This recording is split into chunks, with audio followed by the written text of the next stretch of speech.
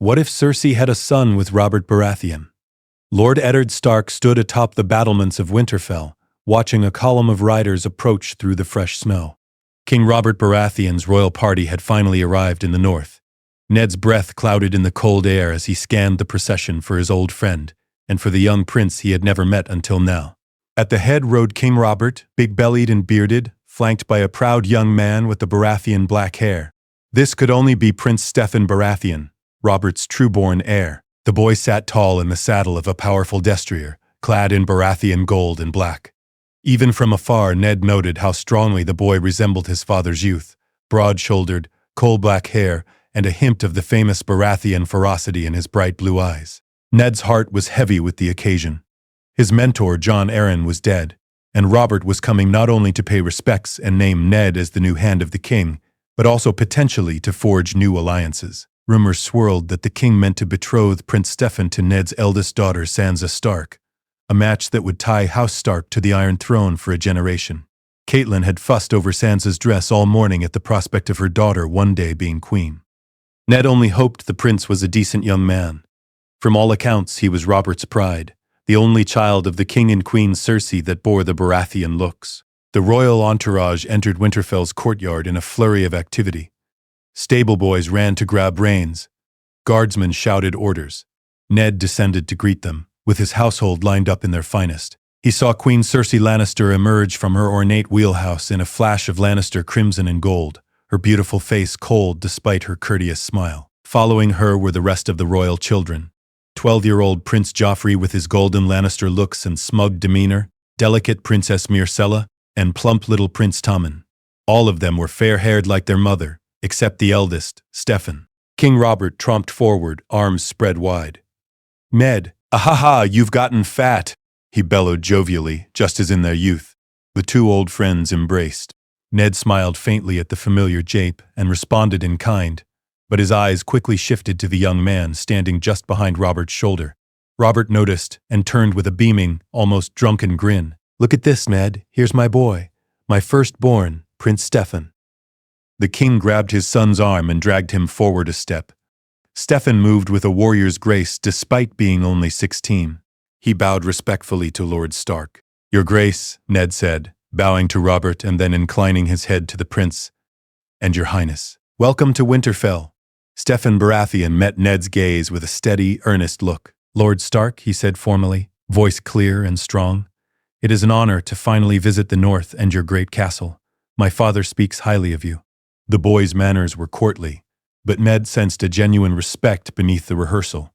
Robert clapped a meaty hand on his son's shoulder.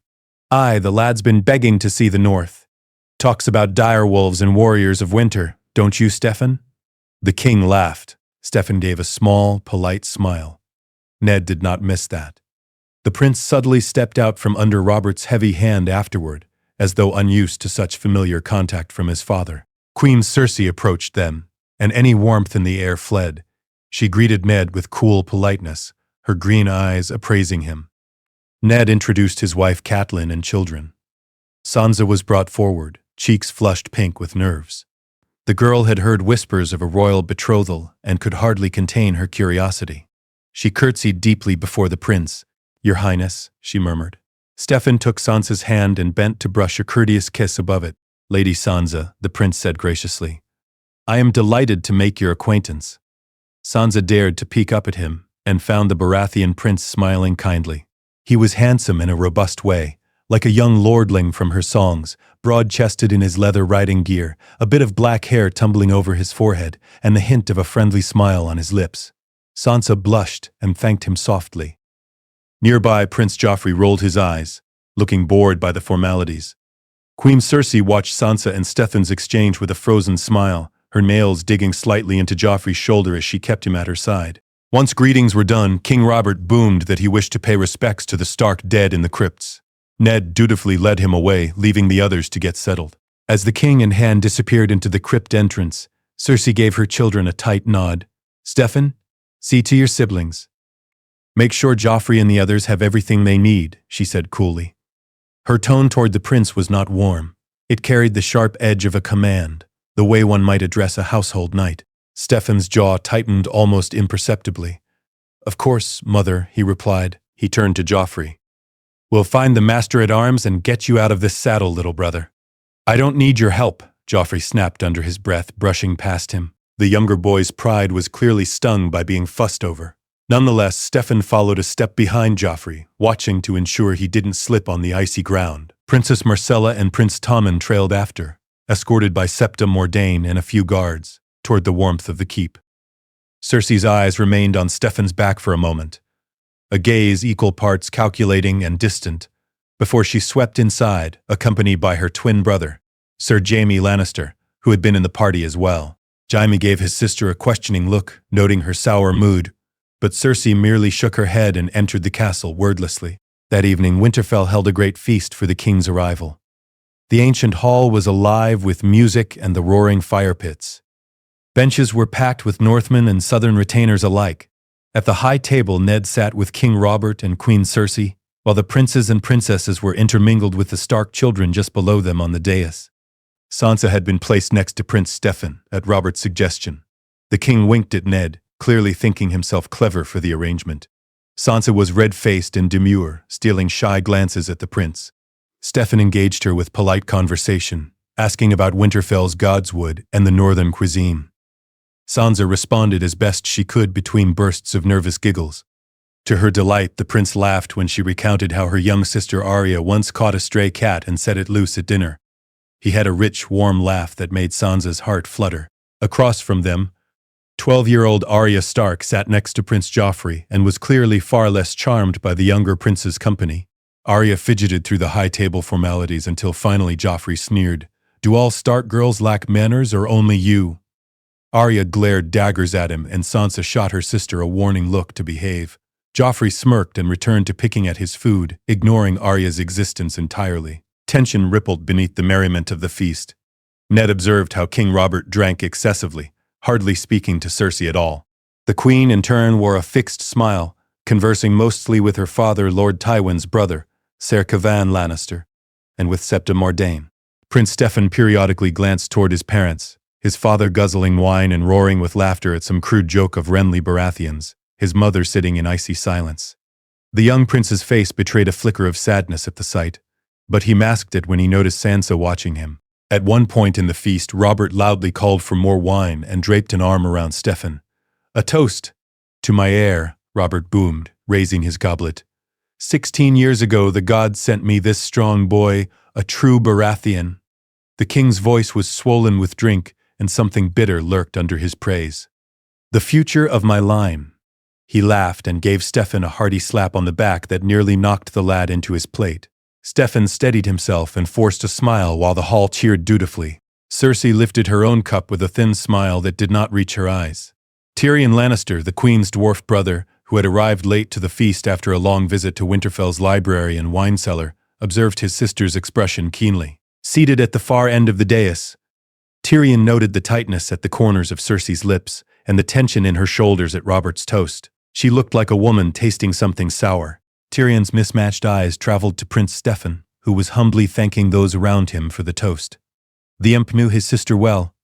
That polite, dutiful young man was a thorn in Cersei's pride. Steffon was not a lion of Lannister. He was a stag of Baratheon through and through, from his black hair to his stormy temperament, and for that Tyrion suspected Cersei despised the boy, even if she hid it behind regal courtesy. As the night deepened, the king eventually stumbled off to bed, supported by 2 Kingsguard knights, and the royal children were ushered to their chambers. Prince Steffon escorted Princess Myrcella and Tommen down the corridors himself. The prince had drunk only a cup of wine all night, far less than most men of his age at a feast. Sansa noticed this, and thought it admirable. He seemed disciplined and mature. Before he left, Steffon bid Sansa good night kindly, causing her to curtsy again and wish him restful sleep. Joffrey had disappeared earlier, skipping out on the formal farewells. Likely he had slunk off to find mischief or avoid being compared to his elder brother any further that evening.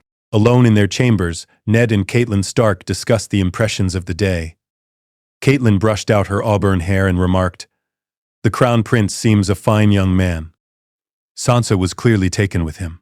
"Perhaps the gods are good to grant our daughter a betrothal that might bring her some happiness." Ned sat on the edge of their bed, tired. "Perhaps," he agreed cautiously. Steffon Baratheon certainly made a better impression than I expected of a boy raised in the Lannisters' den. Polite, well-spoken, if a bit solemn for his age. He carries a great weight on his shoulders, Cat. Ned remembered the fleeting melancholy he'd seen in the boy's eyes at the feast. I think Robert has not been the father the lad needed. And the Queen? He paused, frowning. Catelyn lowered her brush. What of the Queen? Ned sighed. She barely looked at the boy. I saw more pride from her when watching Joffrey. It's odd. Steffon is her firstborn, yet I sensed a chill there. He thought back to Cersei's false smile during Robert's toast. Something was not right in that family. Ned could feel it, but it was not his place to pry. Tomorrow, Robert would ask him to serve as Hand of the King, plunging Ned into the snake pit of King's Landing politics.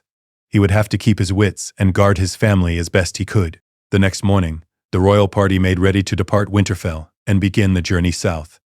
Eddard Stark was to ride with them. He had accepted Robert's request to become Hand. He would bring Sansa and Arya to court as well, while Catelyn remained in Winterfell for the time being. The king's caravan set out amid winter pale light, winding out of Winterfell's gates onto the King's Road. The goodbyes had been heartfelt. Robb Stark embraced his sisters and vowed to Arya he would keep her dire wolf Nymeria safe at Winterfell until she could return, for Ned had decided Arya was too attached to the wolf to risk bringing it south. Arya reluctantly agreed, hugging the white-furred Nymeria one last time.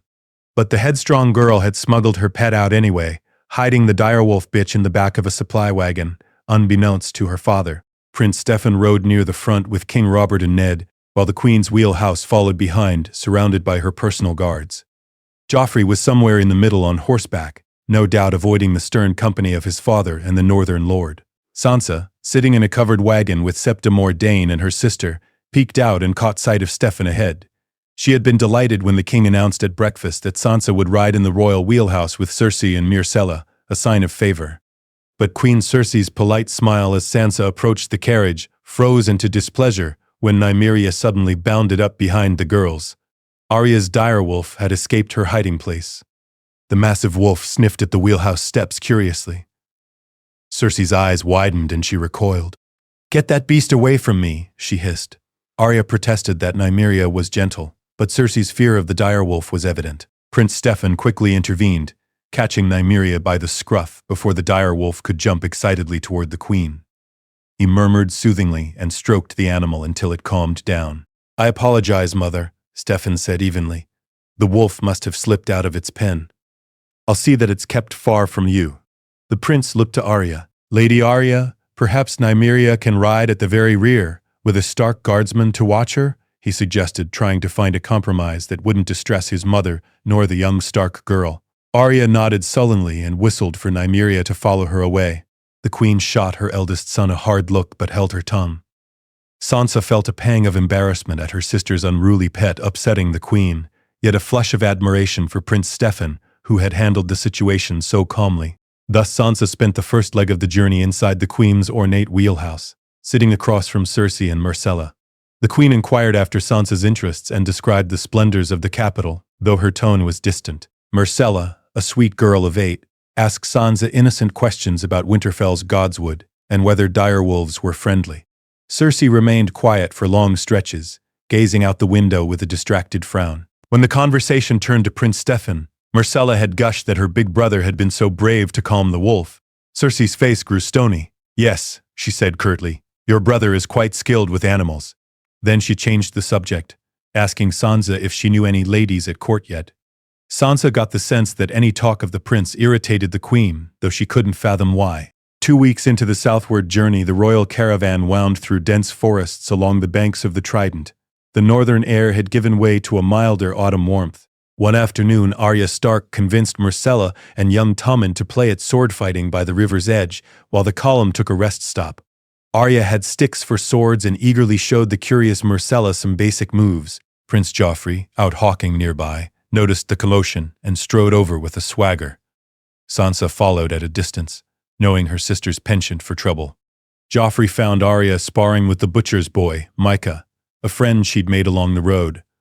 Myrcella watched with giggles as Arya whacked at Micah's legs, both of them covered in mud from the riverbank. "What is the meaning of this?" Joffrey's sharp voice cut through the laughter. He approached with one hand on the hilt of his ornate sword. Sansa tensed. She recognized the cruel glint in Joff's eye. Arya turned and scowled. "We're just sparring." "Go away, Joffrey, you wouldn't understand." Joffrey's lips peeled into a sneer. "That's Prince Joffrey to you, little girl. And playing with filthy butcher's boys is hardly proper for a princess to be." He drew his steel blade halfway, the polished castle-forged steel shining. Micah's eyes went wide at the sight of the real sword. It was just harmless fun, Your Grace," Micah stammered, backing up nervously. Arya put herself between Joffrey and her friend. "Leave him alone," she shouted. Though only 9, Arya held her stick defensively like a real sword. Joffrey laughed, a high, cruel sound. "Oh, did you hear that, Micah? The little wolf girl is giving me orders now." He swished his sword through the air, the point coming to rest under Arya's chin in a suddenly serious threat. "Drop that stick, you stupid girl, and apologize to me for your tone." "Both of you, apologize." Micah trembled, having dropped his own stick already. "I'm sorry, Your Grace. I meant no offense." Arya, defiant, smacked Joffrey's sword aside with her wooden practice stick, surprising him. "Go away," she yelled again. Joffrey's face reddened with anger and embarrassment at being struck by a common wooden stick. He snarled and advanced, swinging his sword to strike Arya's legs. Arya yelped and hopped back, the steel narrowly missing her. She realized Joffrey wasn't playing anymore. The prince's eyes were wild with the urge to hurt. Sansa screamed, "Joffrey, stop!" from the hillside, but he paid her no heed. As Joffrey raised his sword for another swing at Arya, a gray blur launched itself at him. Nymeria. Arya's direwolf, who had been prowling at the edge of the woods off-leash, sensed her mistress's distress and sprang. The wolf knocked Joffrey flat into the shallows of the river with a mighty pounce. Joffrey's sword flew from his hand as he cried out. Nymeria's jaws clamped onto the prince's arm, teeth piercing the fine leather of his glove.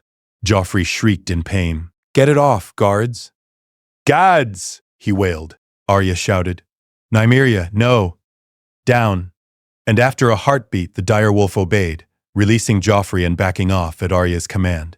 The prince struggled up, his fine clothes soaked and dirty, a bleeding bite on his forearm. His face twisted with humiliation and fury. Sansa and Myrcella had arrived by then, both horrified.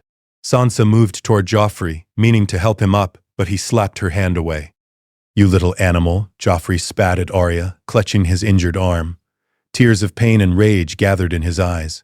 He reached for his fallen sword with his other hand, intent on revenge. Arya saw the danger and darted forward, smacking Joffrey hard on the back of the head with her wooden stick. The prince fell to his knees, dazed by the blow. Before he could recover, Arya grabbed Nymeria's scruff.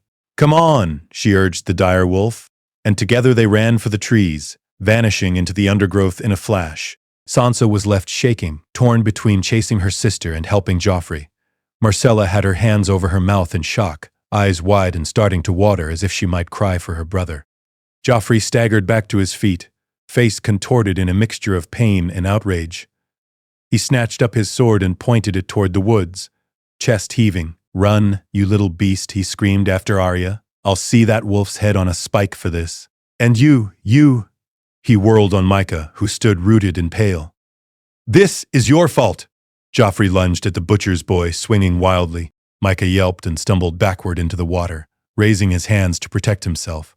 The sharp steel sliced a shallow cut across the fat of Micah's upper arm. The boy cried out in pain and fell.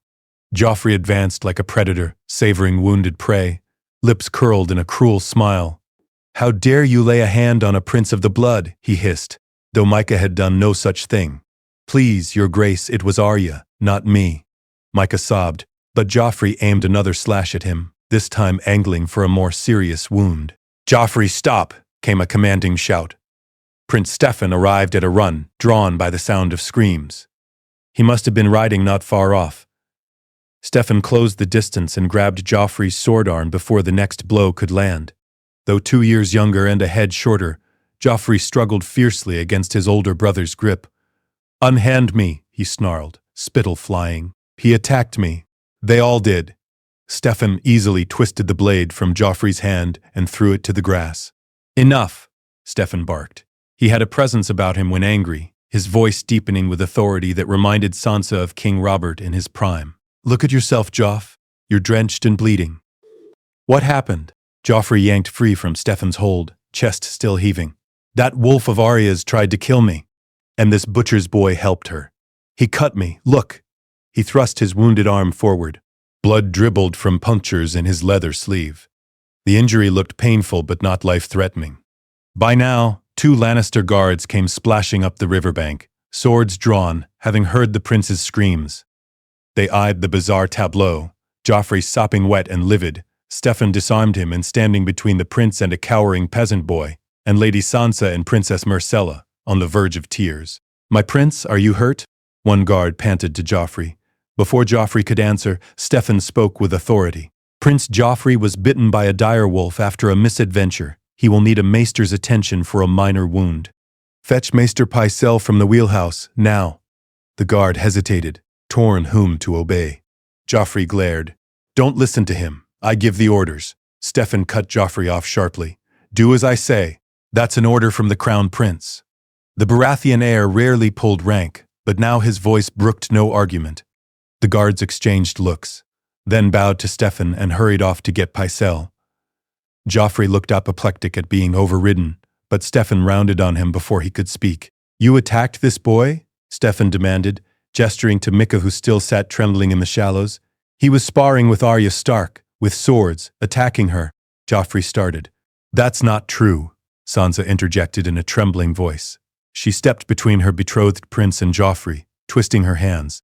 "Arya and Micah were playing at swords with sticks. Joffrey came and started tormenting them." Her voice faltered because Joffrey fixed her with a look of pure loathing. Her testimony was a betrayal in his eyes. But Sansa was frightened by how close Joffrey had come to seriously harming her sister and friend. She turned pleadingly to Steffon. "My prince, Nymeria only attacked because Joffrey was truly about to hurt Arya. And then he—" She glanced at Micah, who was bleeding from his gash and struggling to stand. "He tried to hurt Micah after Arya ran. It was awful." Prince Steffon's face darkened as he listened. He believed Sansa, that much was clear. Myrcella timidly added, "It's true, Joff was being mean, I saw." Joffrey whirled on his sister. "Shut your mouth, Myrcella," he growled. Steffon stepped closer to Joffrey. A warning in his posture, Joff clenched his jaw, furious and defiant, but he fell silent except for heavy breathing. Steffon looked down at Micah. The boy was whimpering, pressing a hand to his cut arm. Steffon offered a hand and helped Micah to his feet. "Go on, lad. Find the Stark guards and get that scene too," he said gently. Micah stared at the ground, not daring to meet a prince's eyes. In a quavering voice, he thanked Steffon and apologized over and over for everything. The prince placed a reassuring hand on Micah's shoulder. "It's all right. I'll explain what happened." "Go now." Micah limped off hurriedly. Joffrey watched with a mix of hatred and humiliation. His good hand curled into a fist. "You're coddling that commoner." "He struck me," Steffon rounded on him, temper flaring at last. "He's a child with a stick, Joffrey, and you're a prince armed with steel." Steffon's blue eyes blazed under dark brows as he stared his brother down. "Is this how a future king behaves? Bullying little girls and butchers' boys by the river, then crying when a wolf defends them?" Joffrey's face went pale at the rebuke. I was not crying," he sputtered, but tears still glistened at the corners of his eyes from earlier. He wiped them away quickly, cheeks reddening. "Father will hear of this. Mother will hear of how that monster nearly killed me and they will hear the truth," Steffon interrupted firmly. "I won't lie for you, Joff. This has gone too far. Look at Sansa. You frightened her half to death." He gestured to Sansa, who indeed was trembling with the aftershock of it all. Joffrey sneered but said nothing, knowing no one would take his side now. By then, Maester Pycelle had arrived with a couple more guards. The maester fussed over Joffrey's arm, clucking about infection and moon tea poultices. Steffon escorted Sansa and Myrcella back toward the main camp, as Pycelle took Joffrey in hand. "Thank you," Sansa whispered to Steffon, tears of relief in her eyes. "If you hadn't come—" She shuddered at the memory of Joffrey's blade slashing toward Arya and poor Micah. Steffon shook his head gravely. "I'm sorry this happened, Lady Sansa. I promise I'll speak to my father. My brother must answer for his actions." Sansa was surprised to see genuine anger and disgust on the prince's face. He seemed personally ashamed of Joffrey's conduct. Myrcella sniffled softly, and Steffon paused to gently wipe a tear from his little sister's cheek. No tears, Myrcella. Arya and her wolf will be fine. You'll see. And Joffrey's wound will heal, he said soothingly. When they reached the camp, chaos had already broken out.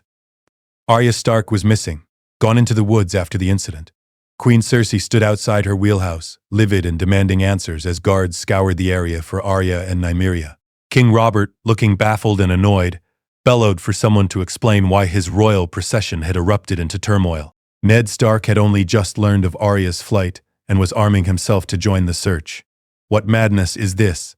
Arya attacked Prince Joffrey? He was asking a guard incredulously when Sansa and Steffon came forward. Arya wouldn't harm anyone without cause. There's been a mistake. There was. Prince Steffon confirmed loudly. All eyes turned to him. Steffon led Sansa forward with a protective hand and addressed his father first. Father, Joffrey was at fault. He accosted Arya and a playmate of hers with a real sword. Steffon glanced at his fuming mother and then at Ned Stark, who looked both relieved and worried. No one is seriously hurt. I've sent men to retrieve Arya. She fled out of fear. Joffrey was bitten on the arm, but Maester Pycelle is treating him. The direwolf ran off with Arya. Cersei's eyes flashed, and she stepped forward, voice dripping with displeasure. Your son was attacked, Robert. Our boy might have been killed. She ignored Steffon for the moment and appealed to the king, showing an uncharacteristic intensity whenever Joffrey was concerned. That wolf is a vicious creature, just as I warned you. We must punish these actions. The girl and her pet drew royal blood. Robert Baratheon ran a hand over his face, torn between frustration and fatigue. He'd drunk off his hangover that morning, and now chaos greeted him. Seven hells, woman, calm yourself, he muttered. He turned to see Joffrey being led into camp by Pycelle, his arm bandaged and slinged. The boy looked pitiful and angry. Robert sighed. Joff, come here. Let me see. Joffrey approached, avoiding looking at Steffon, and showed his father the bandaged forearm. It's nothing, he said sullenly. Just a bite. Cersei pursed her lips, seeing Joffrey try to downplay it now that Steffon had spoken up, but she would not be deterred. A dire wolf bite is far from nothing. Who knows what diseases those beasts carry? And the wild Stark girl. Mother, Steffon cut in, his tone respectful but firm. Please allow me to finish explaining to father. Cersei narrowed her eyes at being interrupted, but Steffon pressed on. Prince Joffrey approached Arya Stark and her friend while they were sparring with sticks. A trivial play fight. Joffrey saw fit to draw a live steel sword on them. He was toying with Arya, as if it amused him to scare a little girl. Steffon's words made Joffrey flush with shame. King Robert's face darkened. That true? Robert demanded of Joffrey. The boy stammered. I only meant to scare her, just a little. She struck me and Steffon didn't let him twist the story. Arya hit him with a stick after he threatened to hurt her friend. Then Nymeria attacked to defend Arya. After Arya fled, Joffrey tried to hurt the butcher's boy in revenge. I stopped him. Ned Stark finally exhaled, some of the tension leaving his shoulders. It was as he thought. Arya's wild temper, yes, but Joffrey's cruelty had sparked it. Robert looked between his sons, and Ned could almost see the king's pride at war with his sense of justice. Robert knew his own temper and recklessness lived on in his heir. The king stepped toward Joffrey and thumped him, not gently, on the side of the head. What did I tell you about picking fights you can't handle, boy? Robert growled. Joffrey recoiled, eyes watering from the smack and the humiliation of being chastised in front of everyone. I was handling it, he insisted weakly. Handling it by tormenting a girl and getting bit? Robert shook his head with disgust. Steffon had to save your hide from the sound of it. Joffrey glared daggers at Steffon and at Sansa, who still stood nearby. Ned put a protective hand on Sansa's shoulder, drawing her back toward him, sensing Joffrey's malice. Queen Cersei was still unsatisfied. She crossed her arms and addressed Robert icily. So that's it? No consequences for Arya Stark or her beast? Our son could have been killed. Someone must answer for that. Her voice hardened. Lady Stark, she said, turning to Catelyn, who had come forward after hearing the commotion. Where is your daughter? She should be brought to account. Catelyn Stark stiffened. Arya is missing. We're searching for her, she said, struggling to maintain courtesy. Cersei's accusation did not sit well with her. Arya was defending herself. Cersei sniffed. Then what of the dire wolf? That creature is the threat. It drew royal blood. I want it hunted down. At this, Steffon stepped between his mother and the Starks. Mother, Nymeria reacted on instinct to protect Arya. If we find Arya, we find the direwolf. They'll return on their own once Arya is safe. There's no need for drastic measures. Cersei's eyes flashed angrily. No need? A direwolf that attacks a prince is a deadly menace. We cannot have it roaming free. And I will not have our family shamed by letting such an insult pass unpunished. She faced King Robert squarely.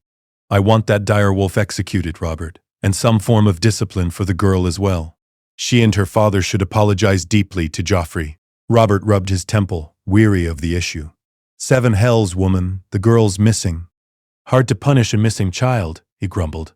As for the wolf, if it bit Joff, then fine. When it's found, it'll be put down. Steffon felt a surge of dismay at his father's capitulation to Cersei's demand. Father, please, he began, but Robert silenced him with a raised hand. It's a bloody dire wolf, Steffon. Dangerous beasts, not pets for little girls. The wolf drew blood. That's the end of it. I won't have it near my children again. Robert's tone was final, but he avoided looking directly at his firstborn as he said it.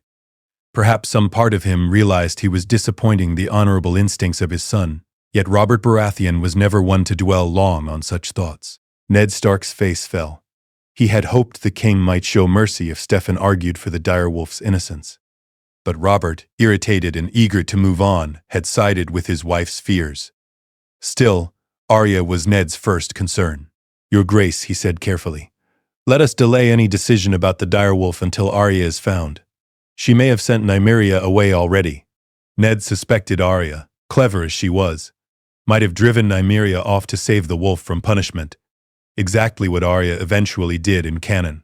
As if on cue, a call came from the edge of camp. Jory Cassell, Ned's captain, returning with Arya in tow. Arya's clothes were torn and muddy, her face puffy from crying. She broke away from Jory and ran into her father's arms the moment she saw him. Father! I'm sorry, Arya sobbed. Ned knelt and hushed her gently, checking that she was unharmed. King Robert sighed with relief. Thank the gods. We can settle this now and be on our way. He gave Cersei a cautioning look, hoping she might temper her wrath now that Arya was just a scared little girl clinging to her father. But Cersei's expression remained hard. Her prized firstborn, in her eyes Joffrey, had been hurt and embarrassed. She was not going to let it go. Surrounded by the entire camp, Stark guards, Lannister guards, royals and retainers, Arya Stark faced judgment. She had stopped crying and stood with chin raised, clutching her father's hand tightly but refusing to be cowed by the glares from Cersei and Joffrey. Sansa slipped in beside her sister, taking Arya's other hand in support. Prince Steffon stood slightly apart, watching solemnly. Joffrey remained by his mother's side, arm in a sling, milking her concern with pitiful looks. Queen Cersei wasted no time.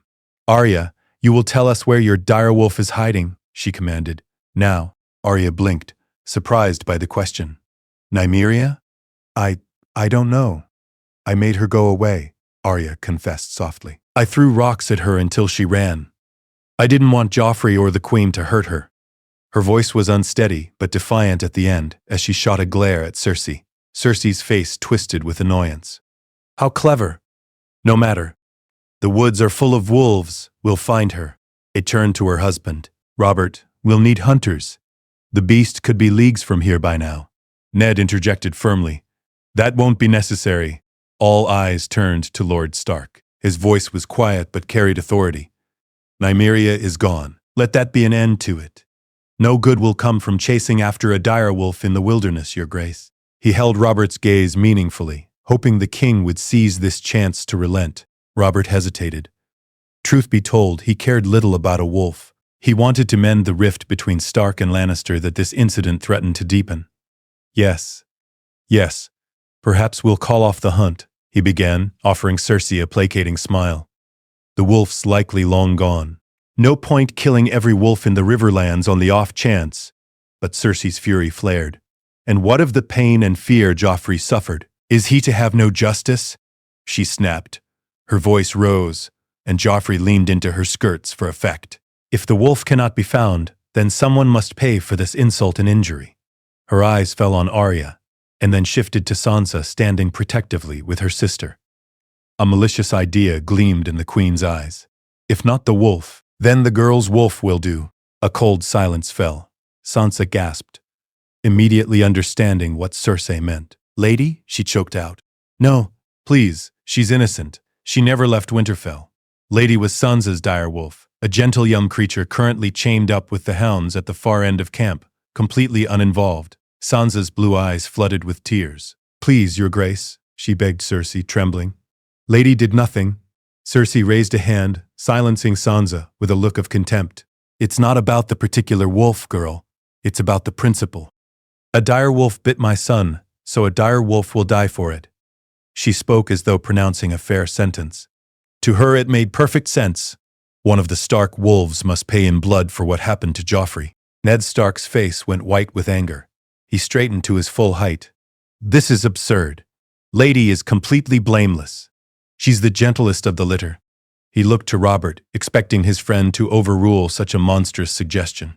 Robert opened his mouth, but Cersei cut him off, voice icy. I am queen, and I will not have my son's attacker go unpunished. If one wolf is gone, the other will do. She stared down Ned Stark, daring him to defy her publicly. This was more than just anger at Joff's injury. It was about power and pride. The queen would not be seen as weak, and more importantly, she would not let the Starks walk away unscathed when her golden prince had been hurt. For a moment, it looked as if Lord Stark might explode in rage. But he mastered himself, breathing slowly. This was a battle he could not win by shouting. Instead, Ned looked to King Robert with an expression of deepest disappointment, imploring him to find mercy.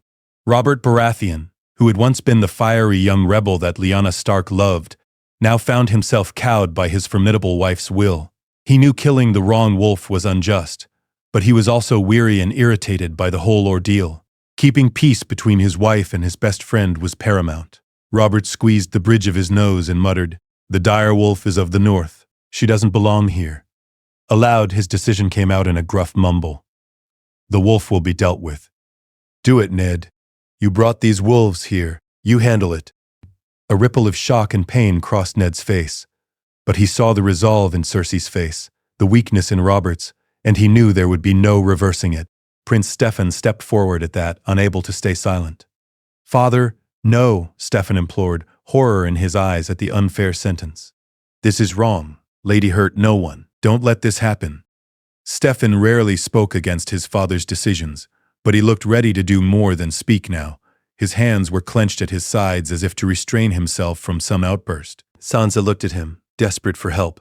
Robert avoided meeting his son's gaze. Enough, Steffon. A direwolf bit your brother. The queen wants her justice. It's done. Robert's tone was final, but he sounded more tired than firm, as if convincing himself. Steffon drew a breath to argue further, but Lord Eddard placed a hand gently on the prince's shoulder, stopping him. Ned gave Steffon a solemn, grateful look for the boy's effort, but a small shake of his head said there was nothing more to be done here without making everything worse. With profound reluctance, Ned Stark bowed his head. I will do it myself, then, he said quietly, voice thick. As is the custom of my house, the one who passes the sentence should swing the sword. It was a duty and a mercy both, to spare Lady a frightening end at the hands of strangers. Sansa broke into sobs. No, please, father.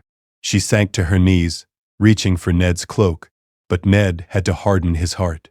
He gently pried Sansa's fingers loose. I am sorry, little one, he whispered to her, grief in his eyes. Lady will suffer no pain, I promise. Steffon looked away, jaw tight with barely contained anger. Even Arya, who normally quarreled with her sister, burst into tears and clung to Sansa in misery. Queen Cersei watched the Stark girl's heartbreak with cool indifference. If anything, a flicker of satisfaction crossed her face, a debt paid for Joffrey's tears earlier. Joffrey himself tried to wear an aloof expression, but there was a gleam of smugness in his eyes, seeing Sansa's anguish, as if he felt avenged. While Ned went to fetch his sword ice, Steffon walked Sansa and Arya back to the Stark tent, offering what small comfort he could. Sansa was inconsolable. It's my fault, she wept. If I hadn't lied at first, If I had just told the truth right away, maybe Mother Queen wouldn't hate us? In the canon show, Sansa at first said she didn't remember to avoid incriminating Joffrey, but here she did speak truth after initial hesitation. We might include that detail or not. Sansa did tell Steffon the truth, but maybe at the scene with Robert, it was Steffon leading, so Sansa might have been quiet there. Regardless, she feels guilty. Prince Steffon shook his head vehemently. No, Lady Sansa, you did nothing wrong. The Queen, my mother, can be unforgiving. This is not your fault. He knelt to look Sansa in the eyes, his own voice tight with emotion. I swear to you, if I could undo this, I would. Lady is a true direwolf of the North. She should be running free in the snow, not like this. His words made Sansa cry harder, and tears brimmed in Steffon's eyes now as well. He blinked them away quickly, looking ashamed of his own weakness. Arya glared through her tears at the distant figures of Cersei and Joffrey climbing back into their wheelhouse. That woman's a monster, Arya growled under her breath. Steffon heard and didn't correct her. Instead, he murmured, Look after your sister, Arya. She'll need you tonight. Arya sniffled and nodded, wrapping her arm around Sansa's shoulder protectively. That night, as the camp settled in hushed sorrow, Ned Stark carried out the grim sentence. He took Ice, the great Valyrian steel blade of House Stark, and led the loyal direwolf Lady to the edge of the woods. Lady went calmly, not understanding. Ned whispered a prayer to the old gods and ended the young wolf's life in one swift stroke, sparing his daughter's pet from any further fear. True to his word, he gave Lady a quick, painless end, and wept as he did so. Prince Steffon stood vigil not far off, having insisted on accompanying Lord Stark. Steffon's face was pale, and he looked away as the sword fell, but he stayed to help Ned bury Lady under a cairn of stones in the moonlight.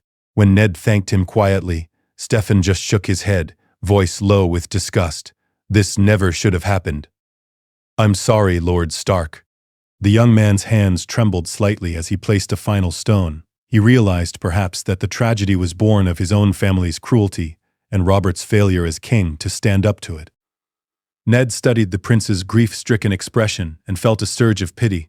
Steffon was suffering the shame of his family's actions, a burden he shouldn't have had to bear at his age. In that moment, Eddard Stark saw clearly the measure of this boy. Steffon Baratheon possessed honor and kindness, perhaps more than his father ever did. And yet the prince was trapped among vipers at court, a good soul struggling in a family rife with secrets and malice. Ned realized with a chill that if he accepted the role of Hand, he would not only be serving King Robert, but also silently protecting Robert's heir from those who might wish him ill, even if those enemies were the prince's own blood. When the grim task was done, Ned and Steffon walked back to camp together in somber silence. Before they parted, Steffon suddenly spoke, voice barely above a whisper. Lord Stark, you are coming with us to King's Landing as the Hand, aren't you? Ned inclined his head, confirming it. Steffon managed a small, sad smile. Good. Father needs you. The realm needs you. He hesitated, then added, I think I may need you as well. The admission was soft and vulnerable, and it moved Ned deeply. He placed a hand on the young man's shoulder, much as he would on Robb or Jon back home. You will have me, Your Highness, Ned said solemnly. Whatever comes, I'll do all I can to serve King Robert and to counsel and protect his heir. Steffon closed his eyes for a moment, relief and gratitude evident. In the moonlight, Ned could see the boyish exhaustion on the prince's face. 16 and carrying these burdens already. Ned silently vowed then and there to keep a close eye on this crown prince when they reached the capital. Jon Arryn had raised the boy well for a time. Ned knew Steffon had spent some years as a ward with Lord Arryn in the Vale during childhood, but with Jon Arryn gone, King's Landing would be more dangerous than ever for a young man of honor. They returned to their tents. Sansa cried herself to sleep in Catelyn's arms that night, inconsolable. Arya's anger simmered as she lay in bed, vowing that the Lannisters would pay for Lady. In the royal camp, Joffrey's wound was treated, and he sulked to sleep, complaining of pain. Queen Cersei stayed by Joffrey's side, stroking his hair and whispering that she would always protect him. She had little thought for anyone else that night. Her mind was consumed with ensuring her beloved son felt avenged and safe. Meanwhile, Prince Steffon sat alone by the embers of a dying fire, his heart heavy. He replayed the day's events in his head, his brother's viciousness, his mother's merciless demand, and Sansa Stark's heartbreaking sobs. Steffon felt ashamed. Of Joffrey, of his mother, and of his own failure to stop the injustice. A true king protects the weak, he thought. If I were king, I would have never allowed this. The image of Lady's lifeless body and Sansa's devastated face stayed with him. Steffon swore quietly to the night that he would remember this lesson. The Game of Thrones, as people called it, was not just a game. It was a matter of life and death, justice and cruelty. His family, for all its power and splendor, had just dealt a cruel hand to innocent lives. He did not want to become like that. Steffon clenched a fist and whispered to himself, "I'll be a different kind of king, a just king." In the darkness, those words felt both like a promise and a heavy weight settling on his young shoulders. The caravan resumed travel the next day, leaving behind a grave of stones marking where Lady fell. The Stark girls were quiet and withdrawn, and even King Robert seemed ashamed and out of sorts. Only Queen Cersei and Joffrey rode on as if nothing had happened, the queen satisfied that her will had prevailed, and Joffrey smug with the notion that he was avenged. Prince Steffon rode alongside Lord Stark for much of the way, the two exchanging few words but sharing an unspoken understanding forged in sorrow. Winterfell and the innocence of the North were far behind them now. Ahead lay the South, King's Landing, the Iron Throne, and all the serpentine intrigues of court. None of them could imagine how much the presence of the black-haired prince would change the fate of the Seven Kingdoms. But already, in that small direwolf incident, the first cracks in the Lannister Baratheon facade had been revealed. Prince Steffon had shown compassion and justice, opposing the cruel impulses of his mother and brother. And Queen Cersei had shown the lengths she would go to for her golden children, even if it meant turning on her own firstborn. The memory of that night in the Riverlands would weigh on all of them as they approached King's Landing, where even greater trials awaited the Baratheon heir and the hand of the king. The red towers of King's Landing jutted into a pale sky as the royal caravan made its way through the city gates. For many in the procession, the city was home. But for others, like the Stark girls, it was an alien landscape of bustling crowds, loud noises, and unfamiliar smells. Prince Steffon had been born and raised in the capital, yet even he felt a sense of foreboding as they entered the crowded streets. It wasn't the small folk cheering "Long live the king" that bothered him. It was the way his mother's eyes narrowed behind her silken curtains when she spied the throngs or the uneasy silence from Lord Stark riding at his side. The memory of what happened on the journey south lingered between them. Steffon had hardly spoken to Queen Cersei since Lady's death, and Cersei in turn had kept her distance from her eldest son, focusing all her attention on Joffrey. They proceeded up to the Red Keep, the sprawling fortress of the Targaryens now occupied by House Baratheon. King Robert, eager for the comforts of his castle, rode ahead with Jaime Lannister and a few others, leaving the rest to follow. As they climbed twisting streets, Ned Stark noted the disrepair and dirt around them. King's Landing had always been a city of contradictions, grand mansions near slums, rich tapestries of culture woven with foul odors and poverty. Ned had not been here in years, not since the end of Robert's rebellion. Now he returned as the hand of the king. A heavy responsibility lay ahead. Within the Red Keep's walls, the travelers dismounted. Servants bustled to carry luggage. The Stark girls were escorted to their quarters in the Maiden Vault, and Ned was shown to the Hands' chambers. Prince Steffon oversaw the careful unloading of a large, ornate chest from a wagon. Inside were dragonbone practice swords and other training equipment he had brought from the Vale, a sign of his dedication to martial training. As he directed a stable hand where to set it, a familiar gruff voice hailed him. "Your Highness, good to see you back." It was Ser Barristan Selmy, Lord Commander of the King's Guard. The old knight had come to greet the arriving party. Barristan the Bold, white cloak flowing, bowed to Steffon with genuine warmth. Of all the King's Guard, Steffon respected Ser Barristan the most, a man of honor in a sometimes dishonorable court. "Well met, Ser Barristan," Steffon greeted, a small smile gracing his tired face. "It's good to be home." Behind Barristan stood Sandor Clegane, the Hound, holding the reins of Joffrey's horse. Sandor only gave a curt nod. Steffon acknowledged him politely. The Hound was sworn shield to Joffrey, and not one for pleasantries.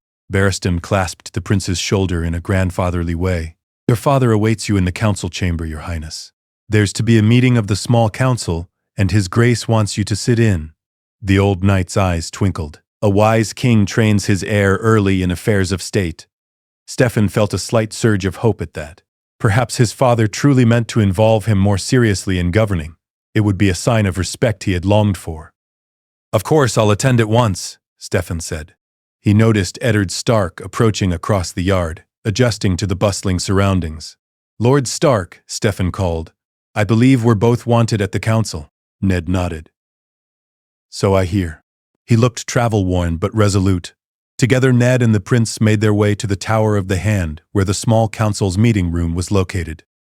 As they walked, they passed columns of Lannister red-cloaked guards interspersed with a few gold cloaks of the City Watch.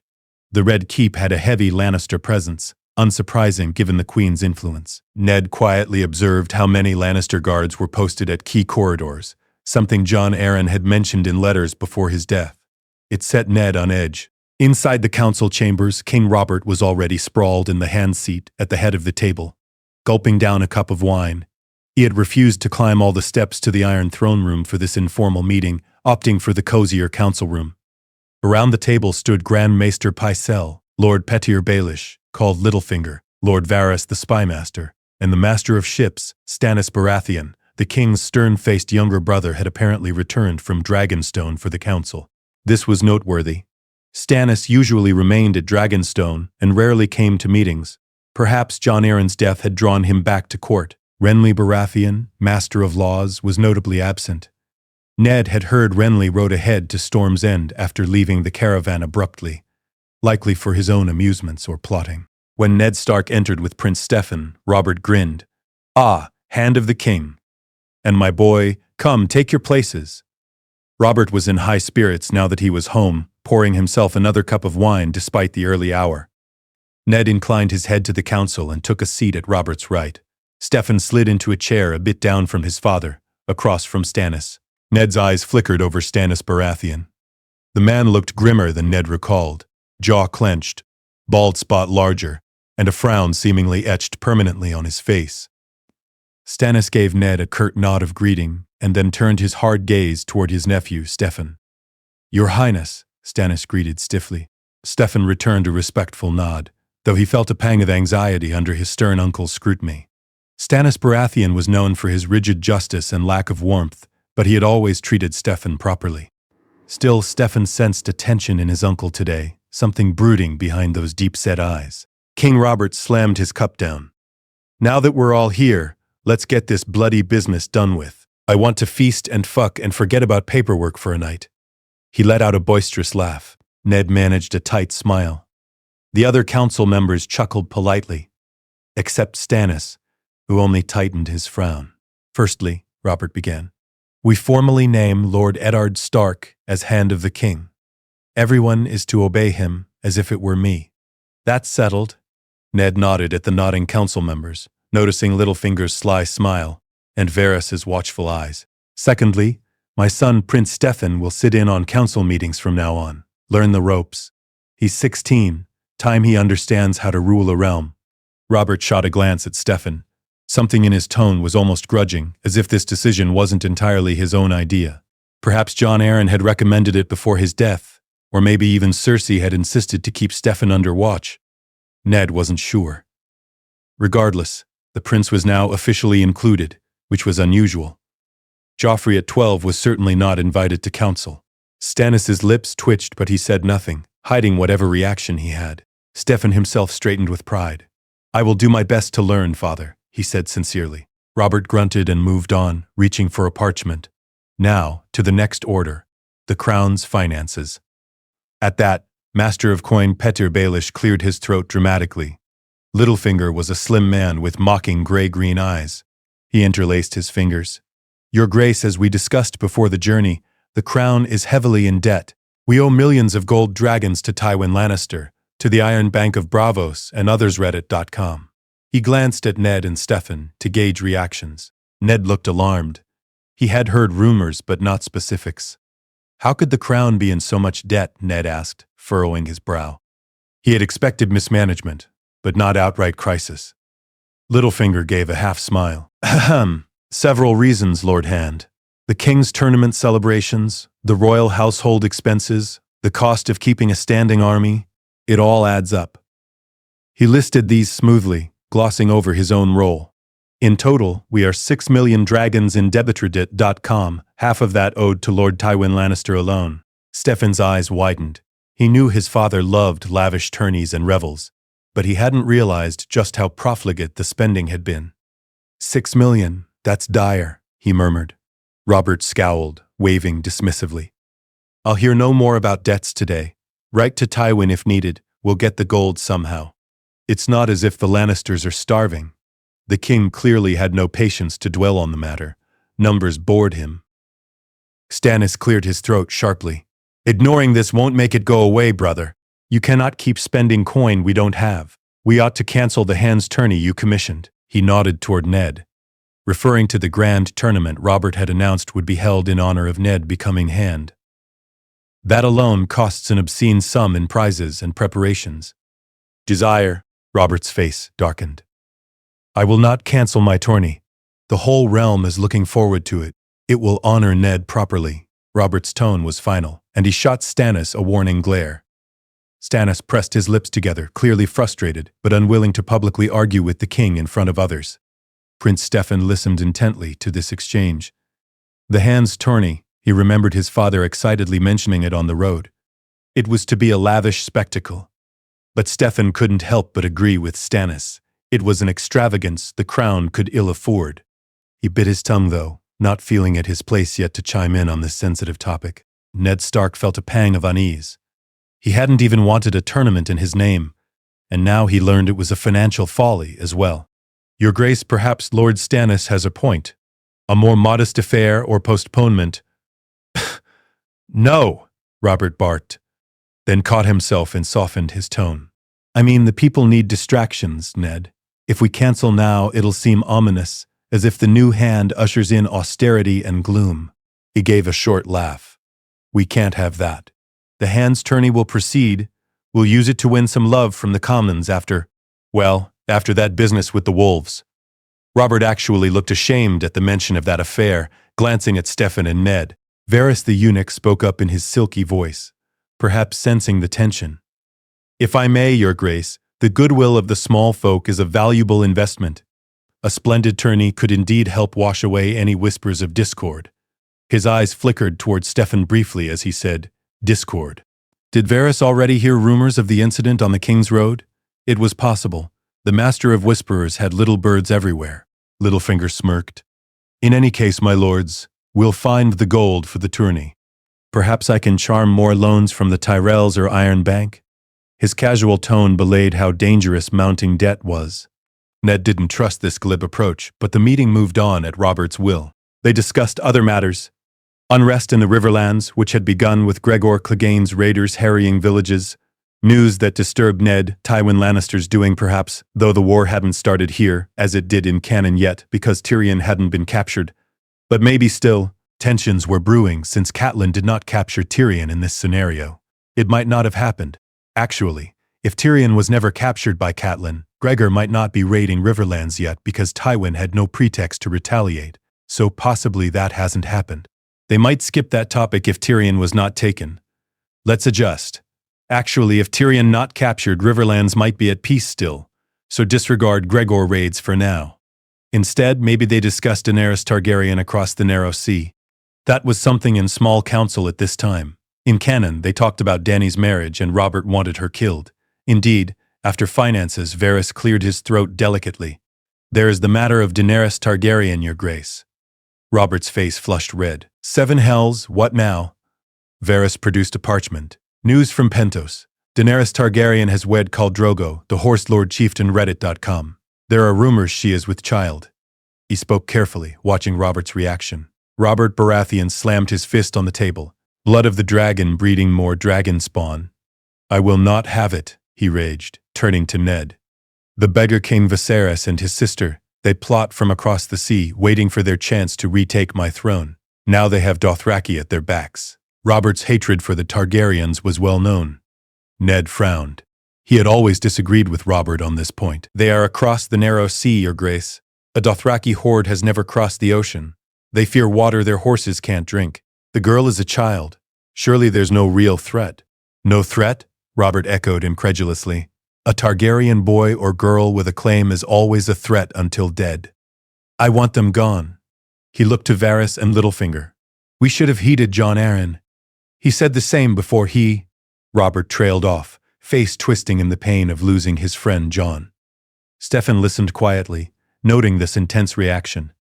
He had heard bits of this talk before, his father's obsession with eliminating the last Targaryens. It disturbed him to see how eager Robert was to murder a pregnant girl in a foreign land on the mere possibility of a future challenge. Stannis interjected flatly. We lack the reach to touch Daenerys where she is now, unless we hire assassins. But that would be unsavory business. Stannis spoke dispassionately, but whether he opposed it on principle or practicality was unclear. Littlefinger added with a sly grin. And expensive. Who knows if it would succeed? A scream in the night. Poison in a cup. Such things can be done, but if they fail, we only draw more attention to her cause. He shrugged. Perhaps better to let sleeping dragons lie until they truly rouse. Robert scowled at both of them. Talk of coin and chances. Bah! Ned, what say you? You're too damned quiet. Ned chose his words carefully. Your Grace, I understand your fear, but I cannot in good conscience support killing a girl unborn or unproven to be a threat. It feels dishonorable, cowardly even, to murder her, far away without provocation. Ned's voice was firm. He could not condone assassinating a 14-year-old and her unborn child. Robert's face darkened with disappointment and anger at being defied. I see. Still too much the honorable Northman, eh? He said bitterly. And what will you say when Viserys Targaryen lands with 40,000 Dothraki screamers, when our fields are burned and our small folk butchered under their horses? Will your honor shield us then? Prince Steffon surprised himself by speaking up. Father, Uncle Ned is right that the Dothraki have never crossed the sea.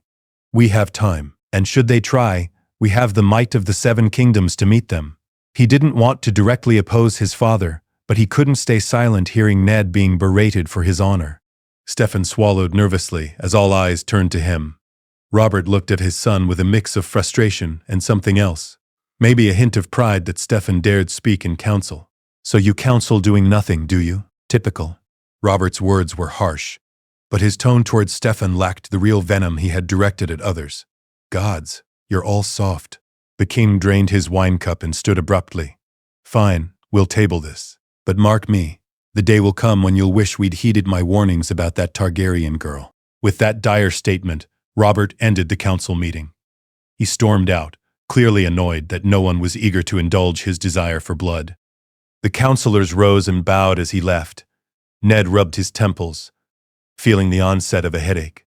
Stannis gave Steffon a hard, unreadable look and then strode out without a word, likely to return to Dragonstone or to brood elsewhere. Littlefinger and Varys exchanged whispers as they departed together, perhaps plotting their next moves. Pycelle tottered off to write some raven letters. Steffon lingered behind with Ned. The two were now effectively alone in the chamber, aside from a couple of servants clearing the table. Steffon sighed heavily. My father? He doesn't listen when he's like this. I apologize, Lord Stark, for his temper. Ned managed a small smile. We have known each other a long time, Your Highness. Robert's temper is nothing new to me, and you need not apologize for him. Ned placed a hand on Steffon's shoulder kindly. You spoke well today. It was a difficult thing, disagreeing with him before others. Steffon shook his head. It seems I lack subtlety. Mother would say I should have flattered him first, or twisted my words to sound like agreement. Instead, I just blurted out my thought. He laughed ruefully. I suspect that skill, speaking honestly, is one reason he wanted you as hand. He knows he doesn't think things through, that he needs someone like you or Jon Arryn to temper him. At the mention of Jon Arryn, Steffon's expression grew somber. Jon had been like a second father to him in his childhood foster years. Losing him was a heavy blow, Ned noticed, and gently steered the conversation. Prince Steffon, forgive me, but I wonder if you know anything that might help me understand Lord Arryn's final days. The king asked me to look into Jon's death, quietly. It troubles us all. He was in good health, then suddenly stricken. Steffon's brow furrowed. Yes, it was so sudden. I was here when he fell ill. One day he was fine. The next he took to his bed with a fever and stomach pains. Mother and Maester Pycelle tended to him as best they could, but Steffon swallowed. He didn't last long. His final words to me were strange. He grabbed my hand and said, "Be strong, my boy. The seed is strong." Then he called out something about Robert and a book, but he was delirious.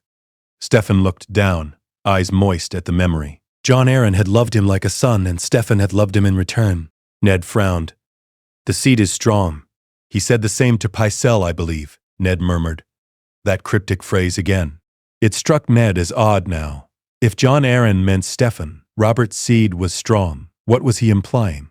Steffon was certainly a robust Baratheon lad, but why say that on his deathbed? Unless it meant something more general about Baratheon lineage. Ned made a mental note to look at that book Jon had been reading, the lineages and histories of the great houses. "And you mentioned a book?" Steffon nodded. "Yes." Jon had been reading a huge tome on the family lineages of the Seven Kingdoms Westeros.org for weeks. He kept it close even in his chambers. Mother said that in his fever he pointed at it and tried to speak to father about something, but he collapsed before he could make sense. After he died, I asked Maester Pycelle about that book, but Pycelle said it was nothing important, just a history hobby of Jon's. Steffon's tone held doubt. "I wasn't so sure. Uncle Stannis was visiting Jon often those last weeks, reading with him. Then after Jon died, Stannis abruptly left the city without a word. I found that odd." Ned's face grew more intent. This was valuable information, confirming his own plan to investigate Jon's lineages book and raising the added curiosity of Stannis's involvement. If Stannis fled right after Jon's death, it suggested he knew something foul was afoot. Likely he suspected poisoning, or he discovered something dangerous.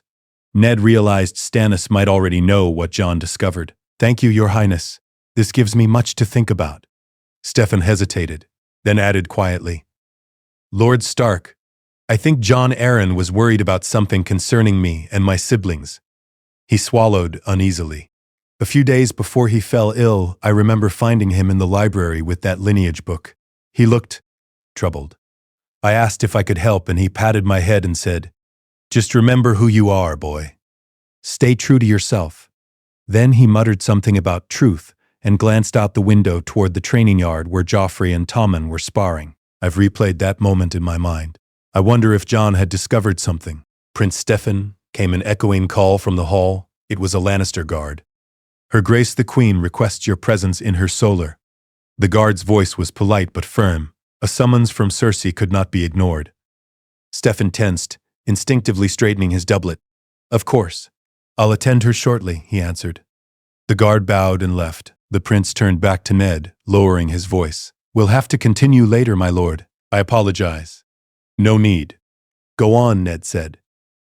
"And Steffon, be careful." The caution was loaded with meaning. Both of them knew that whatever Jon Arryn discovered, it likely involved the Queen's secrets. If Cersei sent Steffon sniffing around that truth, it could put him in danger. Steffon gave a wan smile. "I will, Uncle Ned." With that, the Crown Prince took his leave to answer his mother's call. Cersei Lannister's solar was a lavish chamber, with golden drapes and a view over Blackwater Bay. Steffon entered to find his mother seated by the window, a goblet of wine in hand at midday. Jaime Lannister stood by the mantel, and Pycelle sat fussing with some herbs at a side table, likely having just finished examining Joffrey's bite wound again. Joffrey himself was not present. He'd gone to let the hound drill him in swordplay, though likely more to bully some squires. Cersei turned as Steffon entered. "You took your time," she said coolly. "I expected you sooner, dear." Steffon bowed his head. "My apologies, Mother." The council meeting ran long. He kept his tone neutral. Ever since the dire wolf incident, any conversation with his mother felt like tiptoeing through wildfire. Cersei studied him with her piercing emerald eyes. "I heard you spoke up in council today. Against your father's wishes." She took a sip of wine, watching him over the rim. Steffon stiffened. News traveled fast. "I merely offered my perspective, as father invited me to do. He said he wanted me to learn." Jaime gave a soft snort of amusement at that, but Cersei shot her twin a look, and he fell silent. The Queen rose and drifted closer to Steffon. The midday sun catching in her golden hair made her look every inch the storybook queen, but Steffon knew the steel beneath the beauty. "Your father may want you to learn, but I advise you not to cross him in public again. You embarrassed him, contradicting him about the Targaryen girl. A king cannot seem weak or gainsaid, not even by his own heir." Steffon chose his next words carefully. I had no intention of embarrassing him, Mother. I only thought a measured approach was wiser. Father made it clear he disagrees. I will heed that going forward. Cersei narrowed her eyes slightly. She seemed unconvinced by his mild response, perhaps expecting him to defend his stance. When he didn't, she pressed on another matter. And what's this I hear about you conspiring with Lord Stark at the meeting's end? My guards said you two were huddled like septons plotting in a corner. Steffon's pulse quickened. So she had him watched. Lord Stark asked me about Jon Arryn's final days. It was hardly a secret discussion. The Hand as concerned as anyone would be about his predecessor's fate, Pycelle chimed in, stroking his long white beard. Ah yes, tragic thing, Lord Arryn's passing. But the past is the past. We should look to the future. The Grand Maester's eyes darted between Cersei and Steffon. There was an unspoken tension in the room, and even Pycelle's obsequious fidgeting couldn't dispel it. Cersei stepped closer to her son, close enough that Steffon caught the sweet scent of arbor wine on her breath. Steffon, she said softly, almost motherly. I know Lord Arryn was fond of you, but chasing shadows of his death will only end in pain. Leave that to the Maester and I. We did all we could for him, truly. Her green eyes searched his face. Steffon stood his ground, meeting her gaze. I've no intention of chasing anything, Mother. As I told Lord Stark, Jon Arryn fell ill very suddenly, and you and Pycelle did your best. There's nothing more to say. At that, Jaime Lannister quirked an eyebrow. Steffon's reply had been perfectly loyal-sounding, yet something in his tone seemed off to Jaime's ear. The Kingslayer, always protective of Cersei, studied his nephew, who was also, unbeknownst to the realm, his son's half-brother. Jaime had complicated feelings towards Steffon. The boy was Robert's trueborn, and everything Jaime's secret children could not publicly be. But Steffon had never been cruel to Jaime's kids. In fact, he treated them kindly. It made Jaime's jealousy twinge, though he rarely admitted it. For now, he stayed silent, letting Cersei handle the interrogation. Cersei smiled thinly at Steffon's answer. Good. She reached up to adjust the collar of his doublet, a strangely tender gesture. You're learning, saying just enough and no more. The double meaning in her words wasn't lost on either of them. She was signaling that she expected his full compliance and discretion at court.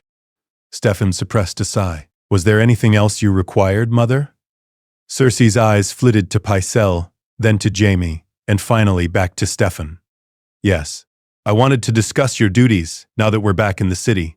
You'll be taking on more public roles, attending courts, overseeing some matters for the king when he's indisposed. By indisposed, she of course meant drunk, hunting, or whoring. And, she continued, we must talk about your future. You're of age to wed soon. There will be many eyes on you in the coming months. Steffon stiffened at the mention of marriage. He immediately thought of Sansa Stark and the presumed betrothal, but Cersei's tone made it unclear if she supported that match. I serve at the pleasure of the king and the council. I'll do whatever tasks are needed. As for marriage, he trailed off. Cersei poured herself more wine leisurely. Your good father has it in mind to betroth you to that little northern girl, Sansa. It would solidify Stark loyalty and all that. She spoke as if discussing a horse trade, and Steffon felt a prick of anger at her dismissiveness. Sansa had just suffered a horrible loss thanks to Cersei, after all. But he held his tongue. Jaime looked a bit surprised. Sansa Stark? I thought Joffrey was to marry her. Isn't that why they came south? Cersei let out a slight huff. Joff's betrothal was never formally announced, and now with Steffon, it makes more sense for the heir to have the Stark girl, and Joffrey can be matched elsewhere. She gave Jaime a side glance. It was father's suggestion, actually. Tywin wrote that we should secure the Stark alliance through the Crown Prince for greater binding. There was a trace of bitterness in her voice at having to consider Tywin's advice. Steffon's heart beat faster. So it was true. They meant to promise him to Sansa. He found he wasn't opposed. Sansa had been nothing but sweet and proper, and he already felt protective of her. But he also recalled the devastation on her face at Lady's death. Would she even want to marry into his family now? The thought pained him. You'll do your duty, of course, Cersei said, eyeing Steffon as though daring him to object. A Stark marriage will quell whatever hard feelings may exist after that unfortunate direwolf situation. In time, the girl will forget. Steffon seriously doubted Sansa would forget that easily. But he nodded. If it pleases the king and the council, I'll honor the arrangement. Sansa is a gentle soul. I will treat her kindly." There was a subtle emphasis on that last line, almost a rebuke, but Cersei either missed it or chose to ignore it. The queen finished her wine. "Good. See that you do. Now, Pycelle has prepared something for you." She beckoned the Grand Maester forward. Pycelle produced a small vial of liquid. "This tonic, Your Highness," Pycelle wheezed, "will ensure you keep your strength in the busy days to come. A mixture of rare herbs for vigor and clarity. I made it especially for Prince Joffrey as well, to help with his recovery." He held it out with a shaky hand. Steffon hesitated only a moment before accepting the vial. He had no reason to distrust Pycelle on something as straightforward as a tonic, yet a flicker of doubt ran through him. Could Pycelle have been complicit in Jon Arryn's death? Some at court whispered Pycelle was a Lannister loyalist, but surely this was harmless. "Thank you, Grand Maester," Steffon said politely. "I'll take it as prescribed." Cersei's red lips curved in a satisfied smile. "Very good. That will be all, Steffon. You may go." She dismissed him as if he were a courtier rather than her son. Steffon bowed and took his leave, Jaime opening the door for him. As Steffon exited, he overheard Jaime murmur to Cersei, "You think he swallowed all that?" To which Cersei softly replied, "He best. He's still a boy playing at honor. He'll learn in time." Steffon clenched his jaw as he walked away down the corridor. His mother clearly thought him naive and pliable. Perhaps for now he had to let her think that. But her words confirmed his worst suspicions. Cersei did not trust him, nor truly love him. To her he was at best a piece on the board, at worst a threat to her trueborn children's dominance. Standing at a balcony overlooking the training yard, Steffon uncorked Pycelle's vial and sniffed it. It had a cloying floral scent. Vigor and clarity? Or something to dull his wits and make him easier to manage? After a long moment, Steffon made a decision. He tipped the contents over the stone railing, letting the liquid splash unseen into the dirt far below. If he needed tonic, he'd get it from someone he trusted. Perhaps have a separate maester test Pycelle's mixture later. Quietly. For the first time, Steffon felt the full weight of how alone he truly was in his own family. His mother viewed him as a pawn. His siblings, at least Joffrey, viewed him as an obstacle, and his father, though affectionate in his way, was too distant and drunk to notice any subtle dangers. He only had his own honor and the unlikely ally in Ned Stark to rely on. Steffon squared his shoulders. Resolve. If a game was being played around him, he would learn the rules and play it better. He thought of Jon Arryn's dying words, "The seed is strong." Perhaps Jon had been trying to tell him something about the strength of Baratheon blood. Or perhaps Jon meant Steffon himself needed to be strong now. One way or another, Steffon vowed he would live up to that charge. In the days that followed, life at King's Landing fell into a routine on the surface. Lord Eddard Stark began his duties as Hand, delving into governance and quietly investigating Jon Arryn's mystery. He consulted the ancient lineage book Jon had left behind, .oyf.westeros.org, finding an entry noting the physical traits of each Baratheon Lannister child: Steffon Baratheon, black of hair; Joffrey Baratheon, golden of hair; Myrcella Baratheon, golden of hair; Tommen Baratheon, golden of hair. The stark contrast jumped out at Ned. Baratheon traits were dominant in all known histories. The seed is strong, indeed. How was it that only Steffon, the eldest, carried his father's features, while the younger siblings all took after the Lannisters? The odds of that, Ned knew, were negligible. Combined with what Jon Arryn likely discovered about Robert's bastards all having black hair, the conclusion was almost inescapable. Ned's hands trembled on the parchment page. He was beginning to see the awful truth that Jon and Stannis must have unearthed. If Joffrey, Myrcella, and Tommen were not Robert's children, then they were born of incest between Cersei and Jaime Lannister. Steffon was the only legitimate child of Robert, the only true Baratheon heir. Suddenly, so many undercurrents made sense. Jon Arryn's cryptic behavior, Stannis' abrupt departure, likely to muster support knowing the succession secret, and Cersei's coldness toward her eldest son. Steffon was living proof of Robert's line, and a threat to the Lannister hold-on power that Cersei dreamed of through her other children. Ned sat heavily in a chair in the Hand's office, heart pounding. This knowledge was explosive. The rightful succession was safe with Steffon, But if Cersei's infidelity came to light, it would mean her execution for treason and the disinheritance of her younger children. Robert's wrath would be unimaginable. He would kill them all, Ned feared. Even the innocents Myrcella and Tommen would not be spared if Robert's fury took hold. And how would Steffon react to learning his mother's betrayal? The boy idolized honor. The revelation could shatter him. Ned weighed his options. He could go directly to Robert now, tell him everything. But Robert's answer would be likely swift and bloody. He'd order Tywin Lannister's grandchildren killed. War with the Lannisters would erupt immediately. And would Robert even believe it, coming from Ned? Perhaps if Ned presented the evidence. But Ned recalled the promise he made to himself and to Steffon, to protect this good-hearted prince.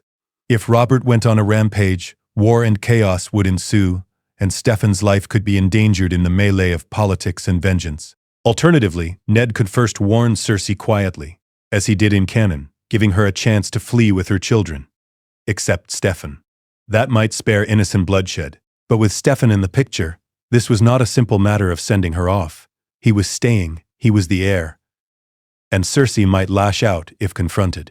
She might try to kill Steffon if cornered, to remove him and push Joffrey as heir. Ned shuddered at that thought. He trusted Cersei's love for her 3 children by Jaime was ferocious, and her hatred for Robert's son could well be the same. She might have tolerated Steffon living so far because he provided cover for her other children's legitimacy, and because doing him harm openly was too dangerous. But if she sensed her secret was known, what would she do? Ned decided he needed more information. Perhaps speak to Stannis Baratheon if possible. Stannis likely knew and left to assemble loyal men. In fact, Ned realized Stannis's absence was itself telling. Why hadn't Stannis spoken to Robert? Likely because Stannis feared Robert's reaction, or perhaps thought Robert wouldn't listen if Cersei controlled things. Or maybe Stannis intended to claim the throne if Robert died. Ned didn't want to think ill of him, but Stannis was a hard man. King Robert soon announced he would go on a boar hunt in the Kingswood in 2 days, just as in canon. It was meant as a short escape from his duties. Ned considered confronting Cersei before Robert left, but decided against acting so quickly. He needed to plan this right. Meanwhile, Prince Steffon did his best to navigate court life under intense new pressures. He attended audiences with the king, sat in on judgments, and even led a few councils when Robert was absent. His just and measured demeanor earned him quiet respect from many courtiers. The small folk who glimpsed him in processions through the city cheered, "Long live Prince Steffon!" With genuine affection, they saw in him a youthful echo of the beloved, robust King Robert of old. But within the Red Keep, dangers swirled around the prince. At an afternoon training session in the yard, Steffon sparred with Joffrey under the Hound's supervision. The bout ended with Steffon disarming Joffrey handily and offering a hand to help him up. Joffrey slapped it away and stalked off, humiliated, ripping off his training helm and throwing it. Sandor Clegane grunted in dark amusement. "Better learn to lose, little prince, or get better fast," he growled at Joffrey. Joff glared murder at both the Hound and Steffon and stormed out. Steffon watched him go, concerned. Joffrey's rivalry and resentment were growing. That evening, at dinner with the royal family, Joffrey made a sly comment about how perhaps Uncle Jaime should practice with Steffon instead. Since he's of the Kingsguard and sworn to train us, he might teach my brother some humility. It was a barb that implied Steffon needed a more skilled opponent to put him in his place. Jaime laughed it off and ruffled Joff's hair, but Cersei shot her eldest a warning look to keep peace at the table. The tension was palpable. Steffon hardly spoke, merely observing how his mother coddled Joffrey through the meal, asking about his arm, which was healing fully now, and coaxing him to eat his greens, while barely addressing Steffon at all beyond formal inquiries. Tommen and Myrcella chattered innocently, oblivious to the undercurrents, and Steffon made sure to smile and engage with them. He loved those two. They were blameless children, and he wanted to shield them from all this ugliness. Late one night, Tyrion Lannister finally arrived back in King's Landing after a journey. Given we altered timeline, Tyrion might not have left at all. But maybe he went to visit Casterly or something. Or we can have him just come from some trip to the Vale or delivering a message. Alternatively, maybe Tyrion was at Winterfell and came with them, but took his own sweet time at stops. Tyrion's presence earlier could have changed stuff, though. Perhaps we say Tyrion had parted from them after Winterfell to tour some area or handle something, so he's returning now. Let's assume Tyrion left Winterfell separately, not going to Wall, but maybe visiting some mountain clans as curiosity. That's odd. Or maybe he lingered at Winterfell a bit to help Bran before leaving separately. Either way, bring Tyrion now in the capital. Tyrion rode through the mud gate and up to the Red Keep unheralded, his beard dusty from travel. He had been carousing and betting along the road with some sellswords. The man was pathologically drawn to mischief. On arrival, he quickly got wind of the climate at court, especially the friction within his family. The next morning, Tyrion joined the small council meeting uninvited, sauntering in with a mocking bow. My apologies for the intrusion, but it's been too long. I've missed you all desperately, he quipped as he took a seat. Robert gave a hearty laugh and welcomed Tyrion to stay. Robert always enjoyed the imp's sharp wit. Cersei, however, looked irritated at her brother's arrival, suspecting he'd meddle. During the meeting, Tyrion observed how Steffon presented thoughtful suggestions, how Ned and Steffon exchanged meaningful glances. Clearly a rapport was building, and how Cersei watched everyone like a lioness guarding a kill. Tyrion's political instincts told him something was afoot beneath the surface. Afterwards, Tyrion sought out his favorite niece and nephews. He found Myrcella and Tommen playing with Sir Barristan in the gardens. The old knight told them gentle stories. Steffon was nearby, reading a parchment under a gazebo, likely reviewing some matter Ned gave him.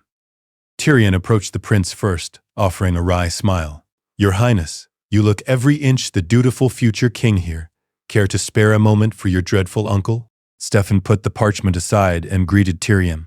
Uncle Tyrion, welcome back. We've missed your levity at court. It was sincere. Tyrion's presence always eased tensions. Tyrion hopped onto a bench. Levity, is it? I bring more than japes, dear boy. I bring perspective. And from what I gather, perspective is sorely needed these days. He kept his tone light, but his eyes were shrewd. Tell me, how fares our dear Queen Mother? She seems tense. Steffon knew Tyrion was probing. He carefully replied, Mother has much on her mind. The realm is in a delicate place with Jon Arryn's death, new leadership, and so on. She carries a lot on her shoulders. Tyrion nodded, stroking his beard. Indeed she does. And how about our gallant Prince Joffrey?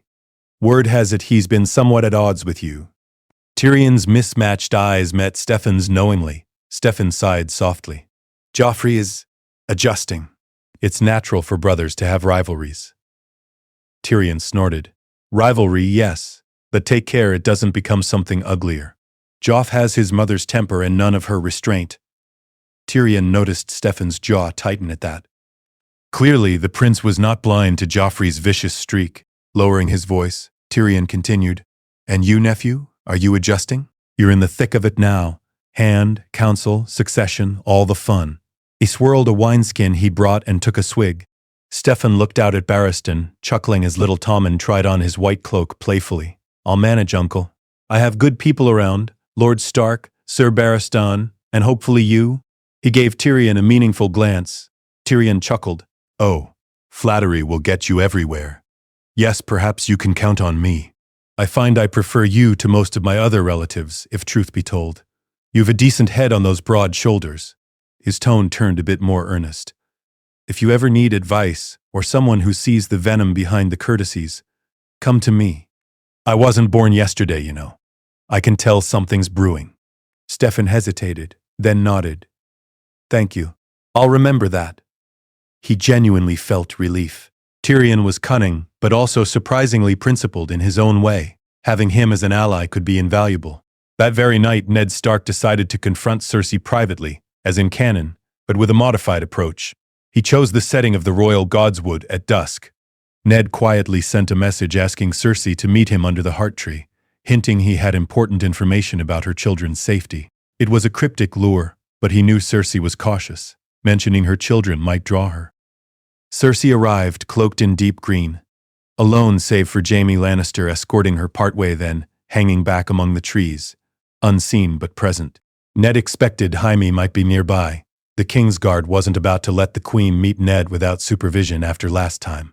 Though in canon Jaime was absent, but here he might not be off to war, since war hasn't started, so likely in city. But Jaime might also trust Cersei to handle Ned?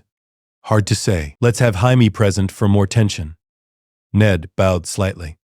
Your Grace, thank you for coming. Cersei regarded him coolly in the fading light. Lord Stark, you said you had urgent news concerning my children? Ned took a breath. We should speak honestly, Your Grace. Jon Arryn knew something terrible, and it cost him his life. He watched her face. Cersei's eyes flickered. What do you imagine he knew? She asked carefully. That Joffrey, Myrcella, and Tommen are not the children of King Robert, Ned said bluntly. That they have no Baratheon blood in them. Ned had decided there was no point dancing around. He needed to gauge her reaction and give her the opportunity to flee. Cersei's face froze to porcelain stillness. Only her eyes showed emotion. For an instant, shock followed by anger. Then, a flash of fear. But she mastered herself quickly. And what wild tale has put this notion in your head? Ned held out the lineage book he had brought as evidence. The truth is here, if you'll read it. Or, in the black hair of your eldest son, standing as living proof of Robert's true line. His voice softened. I know the truth, Your Grace. About you and Sir Jaime.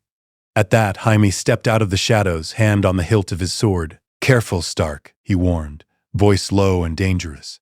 You're speaking about the Queen. Cersei raised a hand to calm Jaime, eyes still locked on Ned. Realizing the facade was useless now, she drew herself up proudly. When did you figure it out?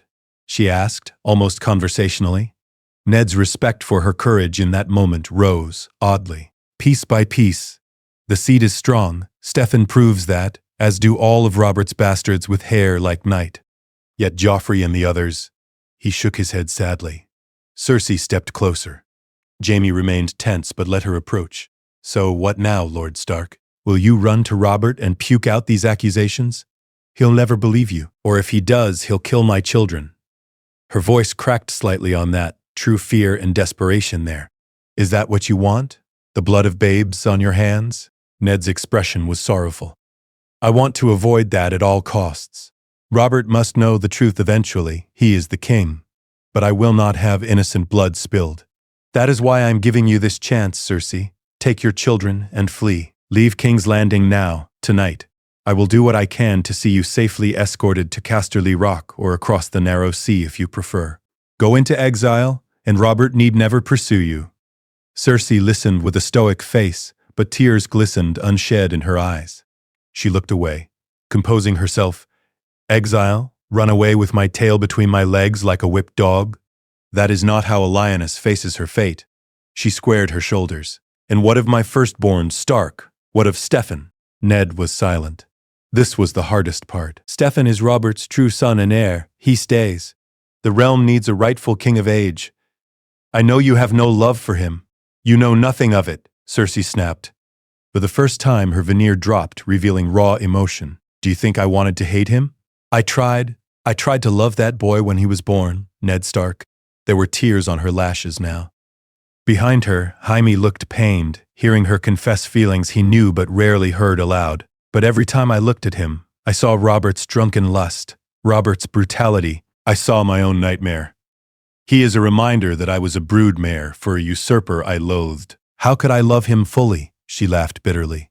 Instead, I poured all my love into my other children, my true children. And now you tell me to leave them behind or watch them slaughtered? Ned's voice was gentle but firm. Steffon loves those children too, Your Grace. He would not let harm come to Myrcella or Tommen. Even Joffrey, though I fear the boy's nature, Steffon would not want his death. If you leave, I believe Robert can be convinced to spare them, especially under Steffon's influence and mine. They would simply be removed from succession. He hesitated. If you refuse, if you stay and try to fight this, I fear none of them will survive the struggle that follows. Not Joffrey, not Myrcella, not Tommen, and possibly not Steffon either, if something befalls him in the chaos. Cersei's eyes flared. Is that a threat? Are you threatening my firstborn son now? Jaime's hand fully unsheathed the sword at those words, but Cersei again gestured for him to hold. No threat, Ned said quickly. I worry for Steffon's safety because if this breaks out into open conflict, the Lannisters might try to eliminate him, or Robert's wrath might destroy everything in his path. I want to prevent war, Your Grace. He took a step back, giving her space. This is the only way. Flee. When Robert returns from his hunt, I will tell him I discovered the truth too late.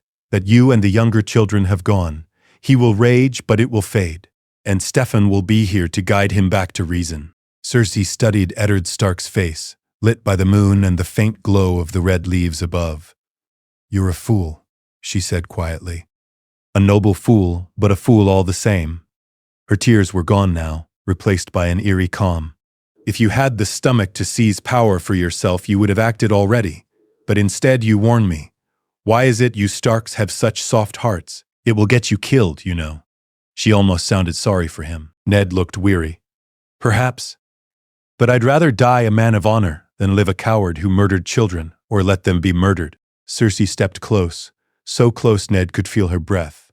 "When you play the Game of Thrones, you win or you die. There is no middle ground in Westeros.org, she whispered, her voice thick with menace and sorrow. "You, Lord Stark, are in the middle of it all, thinking honor will save you. It will not." Ned frowned at the cryptic intensity of her tone. "I don't wish to play this game at all." She gave a sad, almost affectionate smile. "But you are, my lord. We all are." Then she turned and walked away, Jaime falling in step, his sword still drawn and glinting. Ned let out a breath he hadn't realized he was holding. As she disappeared into the darkness, Ned Stark felt a chill. Had he done the right thing? He had offered her an out. What she did now would decide everything. Unknown to Ned, Cersei's calm acceptance was a mask for the fire igniting inside her. She had no intention of running. Instead, she immediately convened with Jaime and her closest confidants, possibly including Littlefinger, or just Jaime and Pycelle, maybe Varys if he's secretly siding. Actually, Varys would want chaos, maybe. She knew Robert would never tolerate her or her children living openly now. War was inevitable if Stark lived to tell Robert, so Cersei decided to strike first. Robert was leaving for a hunt on the morrow, an excellent opportunity. She summoned her cousin Lancel, Robert's squire, and instructed him to ensure the king's wineskin was always full and potent. "See that his grace is well stocked with strong wine on the hunt," she purred to Lancel, her meaning clear. A drunken Robert would be vulnerable. Perhaps the boar would do the job, or perhaps other means would be needed. Either way, Robert might not return. Additionally, she plotted Ned Stark's removal. However, she knew moving against Ned openly while Robert was away could backfire if Steffon or others intervened. She considered options. Arrest Ned for treason preemptively? Claim he had threatened her with false accusations. If she did, Steffon might object. But she could spin that Ned acted against the crown. Learning incest is treason of queen. Perhaps she would wait for Robert's death news before acting on Ned to avoid Steffon's interference. As for Steffon, Cersei confronted a painful decision. If Robert died, Steffon would be king. And Steffon knew, or would soon know, the truth now that Ned did. Could she allow that? Her father Tywin might have been content to let Steffon reign with Lannister backing, since he's still his grandson, albeit half Lannister and the heir, under other circumstances. But Steffon, unlike Joff, would not be their pawn. He'd side with Stark in principle, might even punish Cersei and Jaime for treason once he knew, unless Steffon could be turned a blind eye or convinced to bury the secret. But he was too honorable. If Ned told him, he might insist on some justice or at least removal of his siblings from line. That Cersei could not abide. Joffrey and the others would be disinherited, living in shame or threat forever. Dark thoughts clouded Cersei's mind. A permanent solution to Steffon was unthinkable. On one level, he was her flesh and blood, though not Jaime's. Yet she had once taken measures against him. The aborted pregnancy. Here she carried to term, though. She thought of Maggie the Frog's prophecy from her youth. That the king would have 20 children, and she only 3. Steffon had never been part of that prophecy's count of her golden-haired children. Perhaps fate itself had marked him as not hers. She hardened her heart. If it came down to her or him, she would choose her children by Jaime, as she always had. Thus, Cersei's plan crystallized. Robert would accidentally perish on the hunt. Then she would rely on the gold cloaks, bribed by Littlefinger, to secure the Red Keep. She would attempt to either control or eliminate Ned Stark and possibly Steffon in one sweep, possibly by taking them by surprise at court before news of Robert's death became public. Perhaps proclaim Joffrey king immediately and move against any who challenge that, including Steffon. But Steffon is rightful. How to justify displacing him? She might try to claim Steffon was illegitimate too. A lie too unbelievable since Steffon looks like a Baratheon and was born early in marriage publicly. If she controlled the city with force, perhaps she could simply kill or confine Steffon and brazen it out, hoping Tywin's might would deter challengers. It was an enormous risk, effectively a coup and kinslaying. But her children's lives were at stake. In Cersei's mind, that justified all. And so the pieces moved into place for the next act of the tragedy. The day of King Robert's fateful hunt arrived bright and clear. Robert set out with an eager party, his brother Renly, who had returned from Storm's End just to join the sport, Ser Barristan Selmy, a few other knights, and Lancel Lannister as his dutiful squire. Prince Steffon did not join the hunt. Robert had actually invited him, but Steffon politely declined, saying he had crown prince duties to attend in the city with the Hand. In truth, Steffon felt an inexplicable dread about this hunt. Perhaps Ned Stark's concern weighed on him. He wanted to remain in King's Landing, close to events. Before Robert rode out the gates, he had a rare moment of sober affection for his eldest son. Grasping Steffon by the shoulder in the yard, Robert had said with a grin, "Hold the castle while I'm away, boy. I expect to hear you kept your uncles from killing each other in council." Steffon smiled and promised, "I'll do my best, father. Good luck on the hunt. Bring back the biggest boar in the Kingswood." Cersei observed this exchange from a balcony with narrowed eyes. As the hunting party disappeared beyond the city, tension thickened within the Red Keep. Ned Stark knew he had set terrible wheels in motion.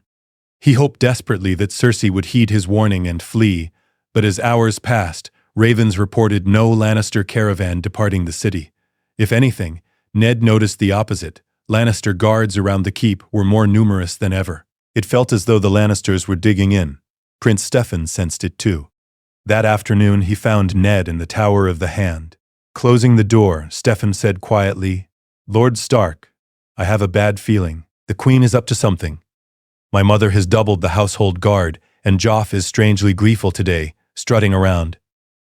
Joffrey had indeed been seen with an almost manic energy, as if anticipating some triumph. Ned decided to trust Steffon fully now. Time was nearly up. He motioned the prince to sit. "Your Highness, Steffon, there are things you need to know.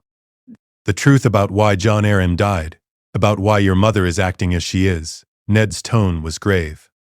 Steffon's heart pounded. He instinctively knew what Ned was about to say, but part of him resisted it. Nonetheless, he steadied himself. "Tell me the truth, Ned. No matter what it is, I want to hear it from you." Ned looked him in the eye.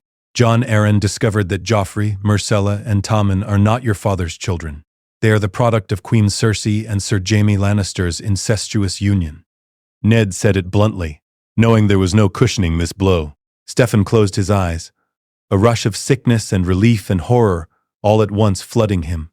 He had suspected something like this, deep down, from all the clues and tensions, but hearing it confirmed was devastating. His voice caught. "So, I am the only trueborn Baratheon child of my father. My siblings are my cousins, in truth." Ned put a hand on Steffon's shoulder. "Yes, I'm sorry. I confronted your mother 2 nights ago with this knowledge. I urged her to flee with the younger ones to avoid Robert's wrath." Steffon opened his eyes, a tear escaping down his cheek, though his face was otherwise composed. "That's why she's so quiet. Why she's been so cold to me. All these years, she resented me because I wasn't Jaime's son." He exhaled shakily. Pieces fell into place. Her distance, her doting on Joff and the others, Jaime's special attention to them. It all made sense now. And Jon Arryn, they poisoned him, didn't they? To keep this secret. Ned nodded. "Likely. I suspect Pycelle or someone under Lannister orders." And now, with Robert away hunting, Steffon shot to his feet. Sudden panic. They might try something while he's gone, or even arrange an accident on the hunt. He recalled the overfull wineskin Lancel had carried, how Robert had joked he'd hunt better drunk.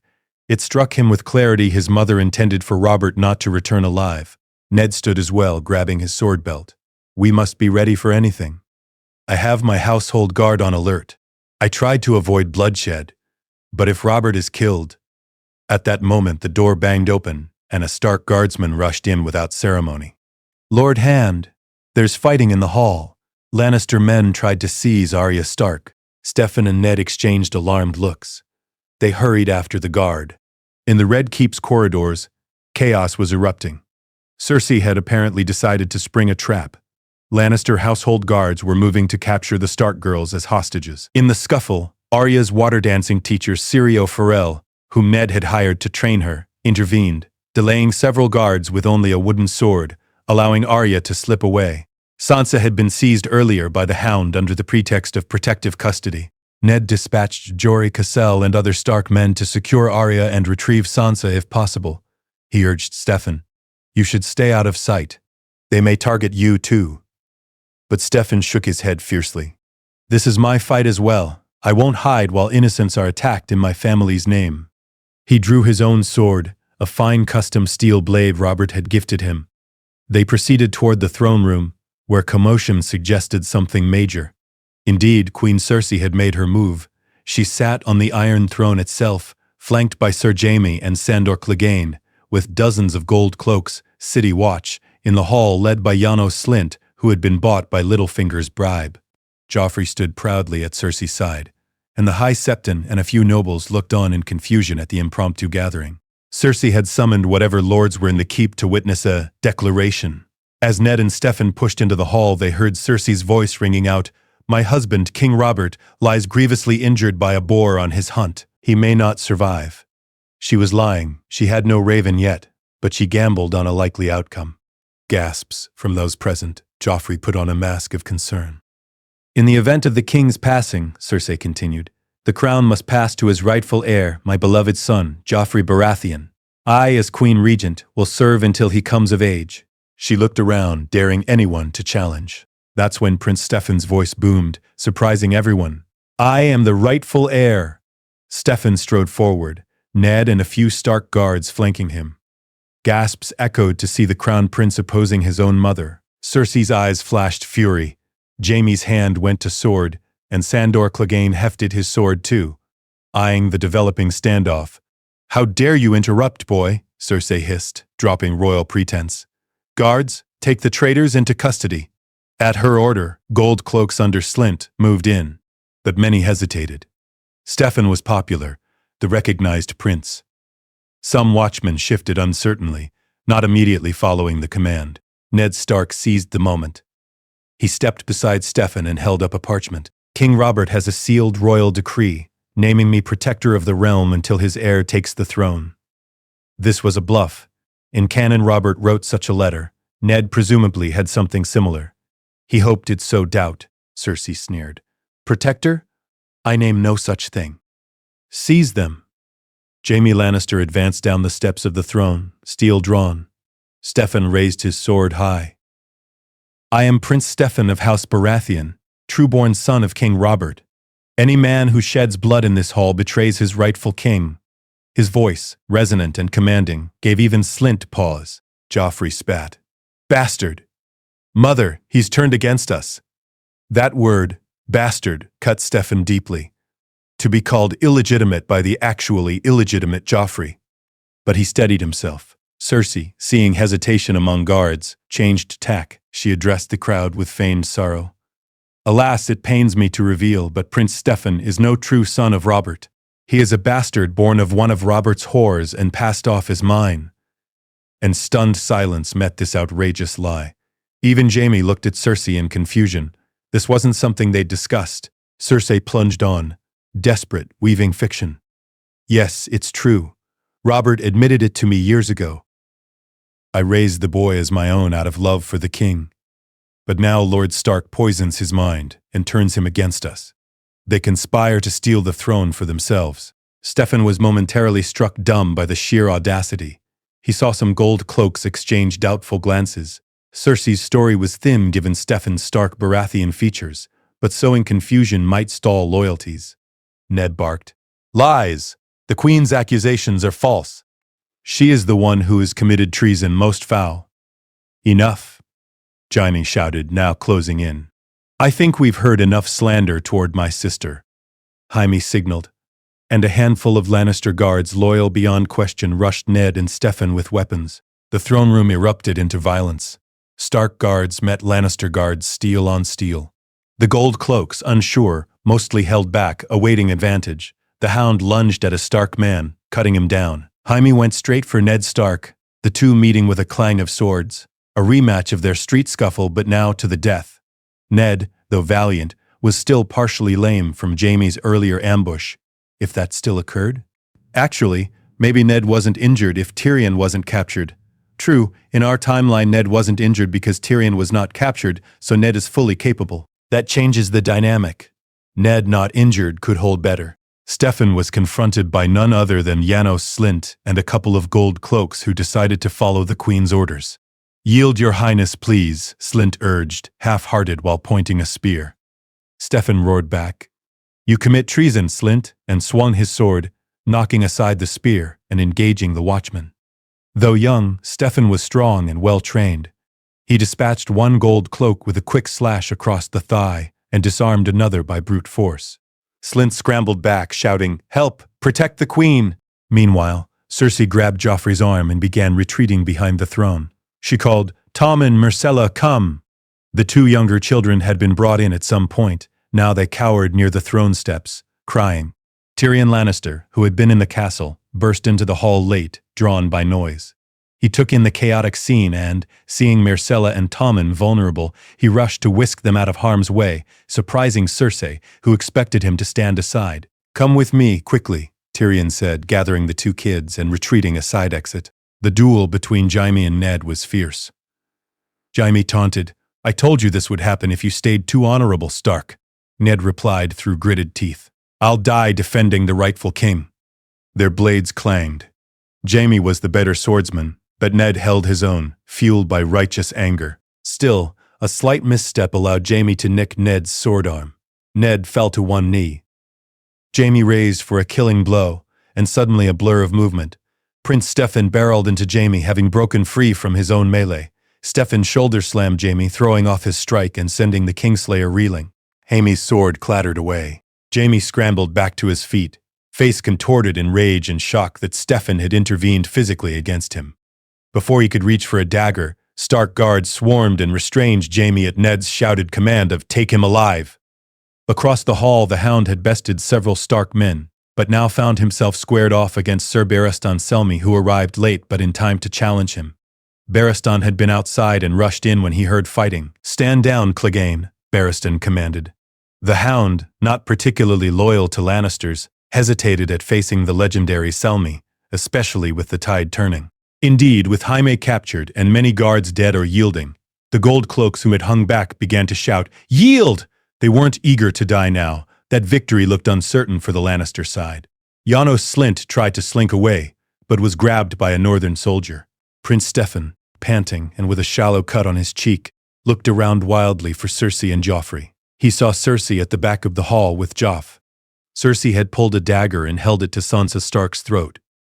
Sansa was there after all, dragged by the Hound earlier. And in the confusion she'd been pushed near the throne. Cersei seized her as a last resort shield. Joffrey held a crossbow, one of Joff's cruel hunting toys, aimed shakily at Steffon and Ned's direction. "All of you, stay back," Cersei screamed, pressing the blade to Sansa's neck, drawing a whimper. "Let us leave, or I swear I'll kill her." Ned halted his men, raising a hand. Steffon stepped forward, lowering his sword. "Mother, don't do this. Sansa is innocent." Cersei was wild-eyed, hair disheveled, the facade utterly gone. "So were my children, Myrcella. Tommen. Where are they? If any harm, they are safe, sister." Tyrion's voice echoed from a side doorway. He was there with Myrcella and Tommen clutching his hands. "Let the girl go, don't make this worse," Tyrion pleaded. Cersei's face crumpled in despair and rage. She looked at Steffon with a mix of hatred and maternal conflict. Her last gamble had failed. Her beloved twin was a prisoner, her authority shattered. In that heartbeat, she may have thought of surrender, but pride and prophecy and fear drove her to madness. "Joffrey," she said softly without looking at him, "do it now." Joffrey's face was twisted, tears of frustration mixed with wrath. Hearing his mother, he snarled and swiveled the crossbow towards Steffon. "Die, bastard!" Joff screamed, pulling the trigger. Time seemed to slow. Steffon saw the bolt release, whirring straight at him. He tried to twist aside, but it was too fast. The arrow struck him in the left side of the chest, biting through the boiled leather of his jerkin. Steffon gasped, staggered back, dropping to one knee as pain exploded. "Steffon!" Ned shouted, rushing to him. Pandemonium resumed. One of Ned's guards loosed an arrow of his own, hitting Joffrey in the shoulder. Joffrey shrieked and fell, the crossbow tumbling from his hands. At that moment, Sansa Stark showed unexpected courage.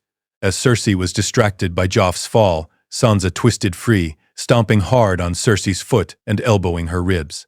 Cersei cried out, dropping the dagger. Sansa fled into the arms of a Stark guardsman who carried her aside to safety. Cersei, now truly alone and unarmed, backed up against the Iron Throne as soldiers closed in on her. Jaime bellowed helplessly from where he was held, "Don't you touch her!" But he could do nothing. Steffon clutched the bolt in his chest, wheezing. The wound was serious, but maybe not instantly fatal. It had lodged under the collarbone area rather than the heart, thanks to his quick half-turn. Ned supported him. "Maester, get a maester!" Ned yelled. Tyrion, seeing Steffon go down, actually rushed to his side. "Nephew, hold on. Don't move." Tyrion tore a strip of cloth and pressed around the wound to slow bleeding. Cersei saw Steffon collapsed, and something in her snapped. Perhaps maternal instinct for even him, or just utter despair at all lost.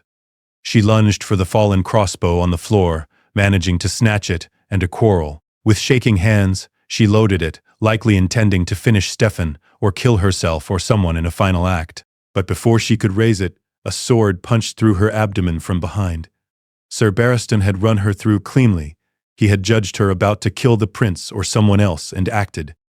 Cersei looked down at the bloody blade protruding from her stomach with an almost puzzled expression. The crossbow slipped from her grip as she slumped to the floor. Jaime let out a wordless howl of anguish, tears streaming as he watched Cersei die.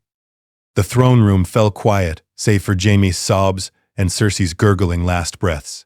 Ned closed his eyes a moment, sorrowful at the tragic end of the queen he had tried to spare. Sansa was crying into Arya's shoulder now. Arya had appeared from a hiding spot once things calmed. Steffon groaned, drawing everyone's attention back to the living. Pycelle timidly emerged from the shadows where he'd hidden and moved to treat Steffon, along with a stretcher team. "We must bring the prince to his chambers. The wound needs tending," Pycelle quavered. Ned nodded and squeezed Steffon's hand. "Hold on, Your Highness. You'll be okay." Steffon, drifting in and out, mustered a faint smile to reassure Ned and his sisters. They bore him out gently. The aftermath was simultaneously horrific and hopeful. The coup had been thwarted, but at great cost. King Robert returned 2 days later, grievously wounded by a boar and barely clinging to life, to find his wife dead, his twin brother-in-law imprisoned, his younger children exposed as illegitimate, and his eldest son wounded but alive and effectively in control of the city with Ned Stark. Robert was in disbelief and agony, physical and emotional. On his deathbed he wept for the betrayal of Cersei. "I loved her not, but our children. Gods, what a fool I was." And he begged Steffon's forgiveness for being an absent father. Steffon, bandaged and weak but present at Robert's side, held his father's hand with tears in his eyes. "Father, there's nothing to forgive. I will make you proud. I swear it." Robert, eyes glassy with tears and milk of the puppy, managed a sad smile. "You already have, son. You already?" His words slurred off and he fell into his final sleep, passing quietly. The realm mourned King Robert Baratheon, the great rebel who had won the throne and lost himself to its vices. But even in mourning, stability was at hand, for his heir was ready. Prince Steffon recovered slowly over the next fortnight, under the care of both Pycelle and a more competent Tyrell maester sent by Lord Mace Tyrell. The Reach was already currying favor with the new regime. The arrow had missed his lung and infection was the main risk, but thankfully he healed cleanly. During that time, Ned Stark and Tyrion Lannister governed jointly as a provisional council. Jaime Lannister was stripped of the Kingsguard and sent to the dungeons. Tywin Lannister, furious and humiliated by his daughter's downfall and death, began mustering an army in the Westerlands. He would not meekly accept the killing of Cersei and imprisonment of Jaime. Civil war loomed as in canon, but this time the picture was different. The Starks and Tullys remained allied with the crown since Ned wasn't executed. He actually survived and was key in saving Steffon. The Baratheon brothers Stannis and Renly both made moves for power initially but reconsidered. Renly had fled the capital during the coup attempt, but seeing that Steffon prevailed and Ned Stark remained a steady hand, he chose to swear loyalty to his nephew, especially after Steffon pardoned him for leaving. Steffon understood Renly's fear of Lannisters at the time. Stannis Baratheon sailed from Dragonstone with his fleet, prepared to claim the throne for himself if chaos reigned. But when he learned Steffon was alive, crowned, and supported by the realm's heavy hitters. The North veiled through Ned's friendship with the new Arryn regent, likely River Run, and possibly the Reach if Marjorie's match was offered. Stannis grudgingly bent the knee to the lawful heir. He was mollified by being named Hand of the King after Ned Stark chose to return to Winterfell, Ned's duty done and his desire to go home strong. The realm thus avoided a four-way war, consolidating instead around King Steffon's rule against the Lannister rebellion. The final resolution in King's Landing saw King Steffon Baratheon I crowned in the Great Sept of Baelor. He stood tall in black and gold armor, still with a sling on one arm recovering, but regal and resolute. Sansa Stark watched from the front, eyes full of wonder and a bit of fear. She had been instrumental in saving him, and now their future was intertwined. Steffon made a point in his coronation speech to thank the courage of those who protected the innocent, looking at Sansa, Arya, and even acknowledging Tyrion's help with the children. Joffrey, who survived his shoulder wound, was brought forth along with Tommen and Myrcella. All three were formally declared children of incest, and thereby removed from the succession and their titles. It was a heart-wrenching moment for Steffon, but necessary for legitimacy. However, he displayed mercy and affection. Rather than sending them to the wall, or worse, he announced they would be treated as kin and cared for. Myrcella would be sent to Dorne as a ward, still happened as gesture of goodwill to Dorne. Tommen fostered at Parchments with Renly perhaps, and Joffrey, due to his crimes of attempting to kill the king, was a more thorny issue. Many called for his execution, but King Steffon, after long consideration, chose to send Joffrey to the wall to live out his days in the Night's Watch, where his aggressive tendencies might be tamed in service, and conveniently removed from any powerreddit.com. It was a controversial mercy, but won Steffon respect for avoiding kinslaying or child-killing. Jaime Lannister's fate was also debated. He had killed the old King Aerys, though everyone secretly thanked him for that. But his affair caused this catastrophe. Tywin demanded his return. Some wanted Jaime executed. King Steffon compromised. Jaime would live, but would spend life as a guest at the Silent Sisters convent, serving in penitence, effectively a comfortable prison. Tyrion Lannister was confirmed as Lord of Casterly Rock in his father's absence. Tywin was now openly rebelling, but after a few battles where the Crown's forces led by Stannis and the Northmen eventually cornered Tywin, the old lion had a heart attack and died, his armies falling apart. The Westerlands bent the knee to King Steffon to avoid further destruction. Tyrion ended up being a crucial mediator in brokering that peace. In the north, Catelyn Stark reunited with her daughters who had been through so much. She blessed the new king for sparing her husband and children. The friendship between House Stark and King Steffon remained ironclad. To secure it further, and because they'd grown fond, Steffon formally betrothed Sansa Stark. Their wedding came the next spring, a joyful affair that helped wash away the bloody memories of the past year. Sansa found in Steffon the gallant, noble prince of her dreams, tempered by real empathy and respect, and Steffon adored Sansa's gentle strength and the way she had risked herself for him. The realm cheered a genuine love match, seeing king and queen as the best of both north and south, as King Steffon Baratheon ushered in a new era, focused on justice and reconciliation.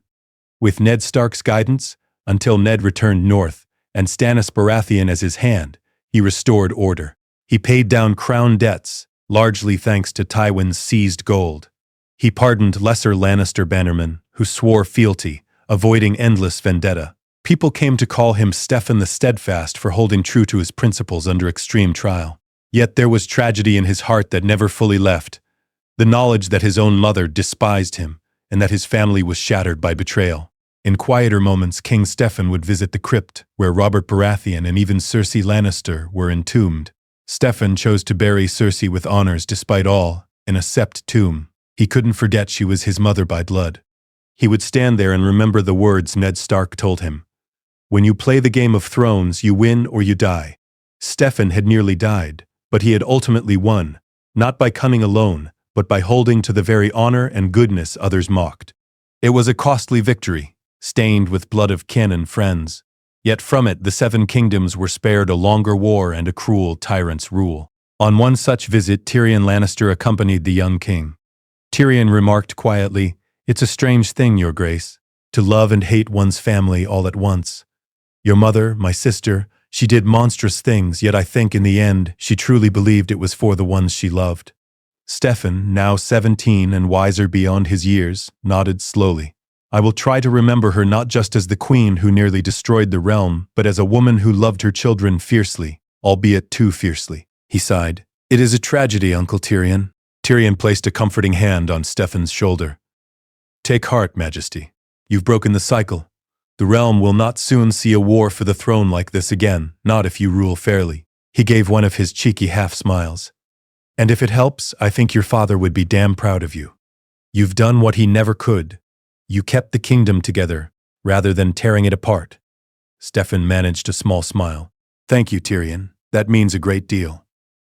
They left the crypts and stepped into the sunny courtyard where Queen Sansa was teaching little Tommen to feed pigeons, and Princess Myrcella laughed as Arya Stark showed her how to balance on one foot like a water dancer. The scene was peaceful, hopeful. A family, though broken and reformed, finding a way forward together. King Steffon Baratheon adjusted the crown on his dark hair and strode forward to join them, carrying the weight of tragedy in his heart, but determined to forge a brighter future for the Seven Kingdoms. A future won not by deceit and cruelty, but by honor, sacrifice, and the hard lessons learned from a family of vipers. This, then, was the shape of the new Game of Thrones, not the clash of 5 kings, but the reign of one true king who survived the deadly scheming of those closest to him. In saving the realm, King Steffon also redeemed his family's legacy, proving that even in Westeros, a good person could sit the Iron Throne and heal the wounds of the past. The good prince had been trapped in a nest of vipers, but he emerged a wise and just dragon slayer, turning the Game of Thrones on its head and ruling, at least for a time, with the best virtues of both the wolf and the stag. Thus ends the saga of What If Cersei Had a Son with Robert Baratheon, a tale of how a single life spared and nurtured might have saved Westeros from its darkest impulses, weaving a bittersweet ending from the threads of tragedy.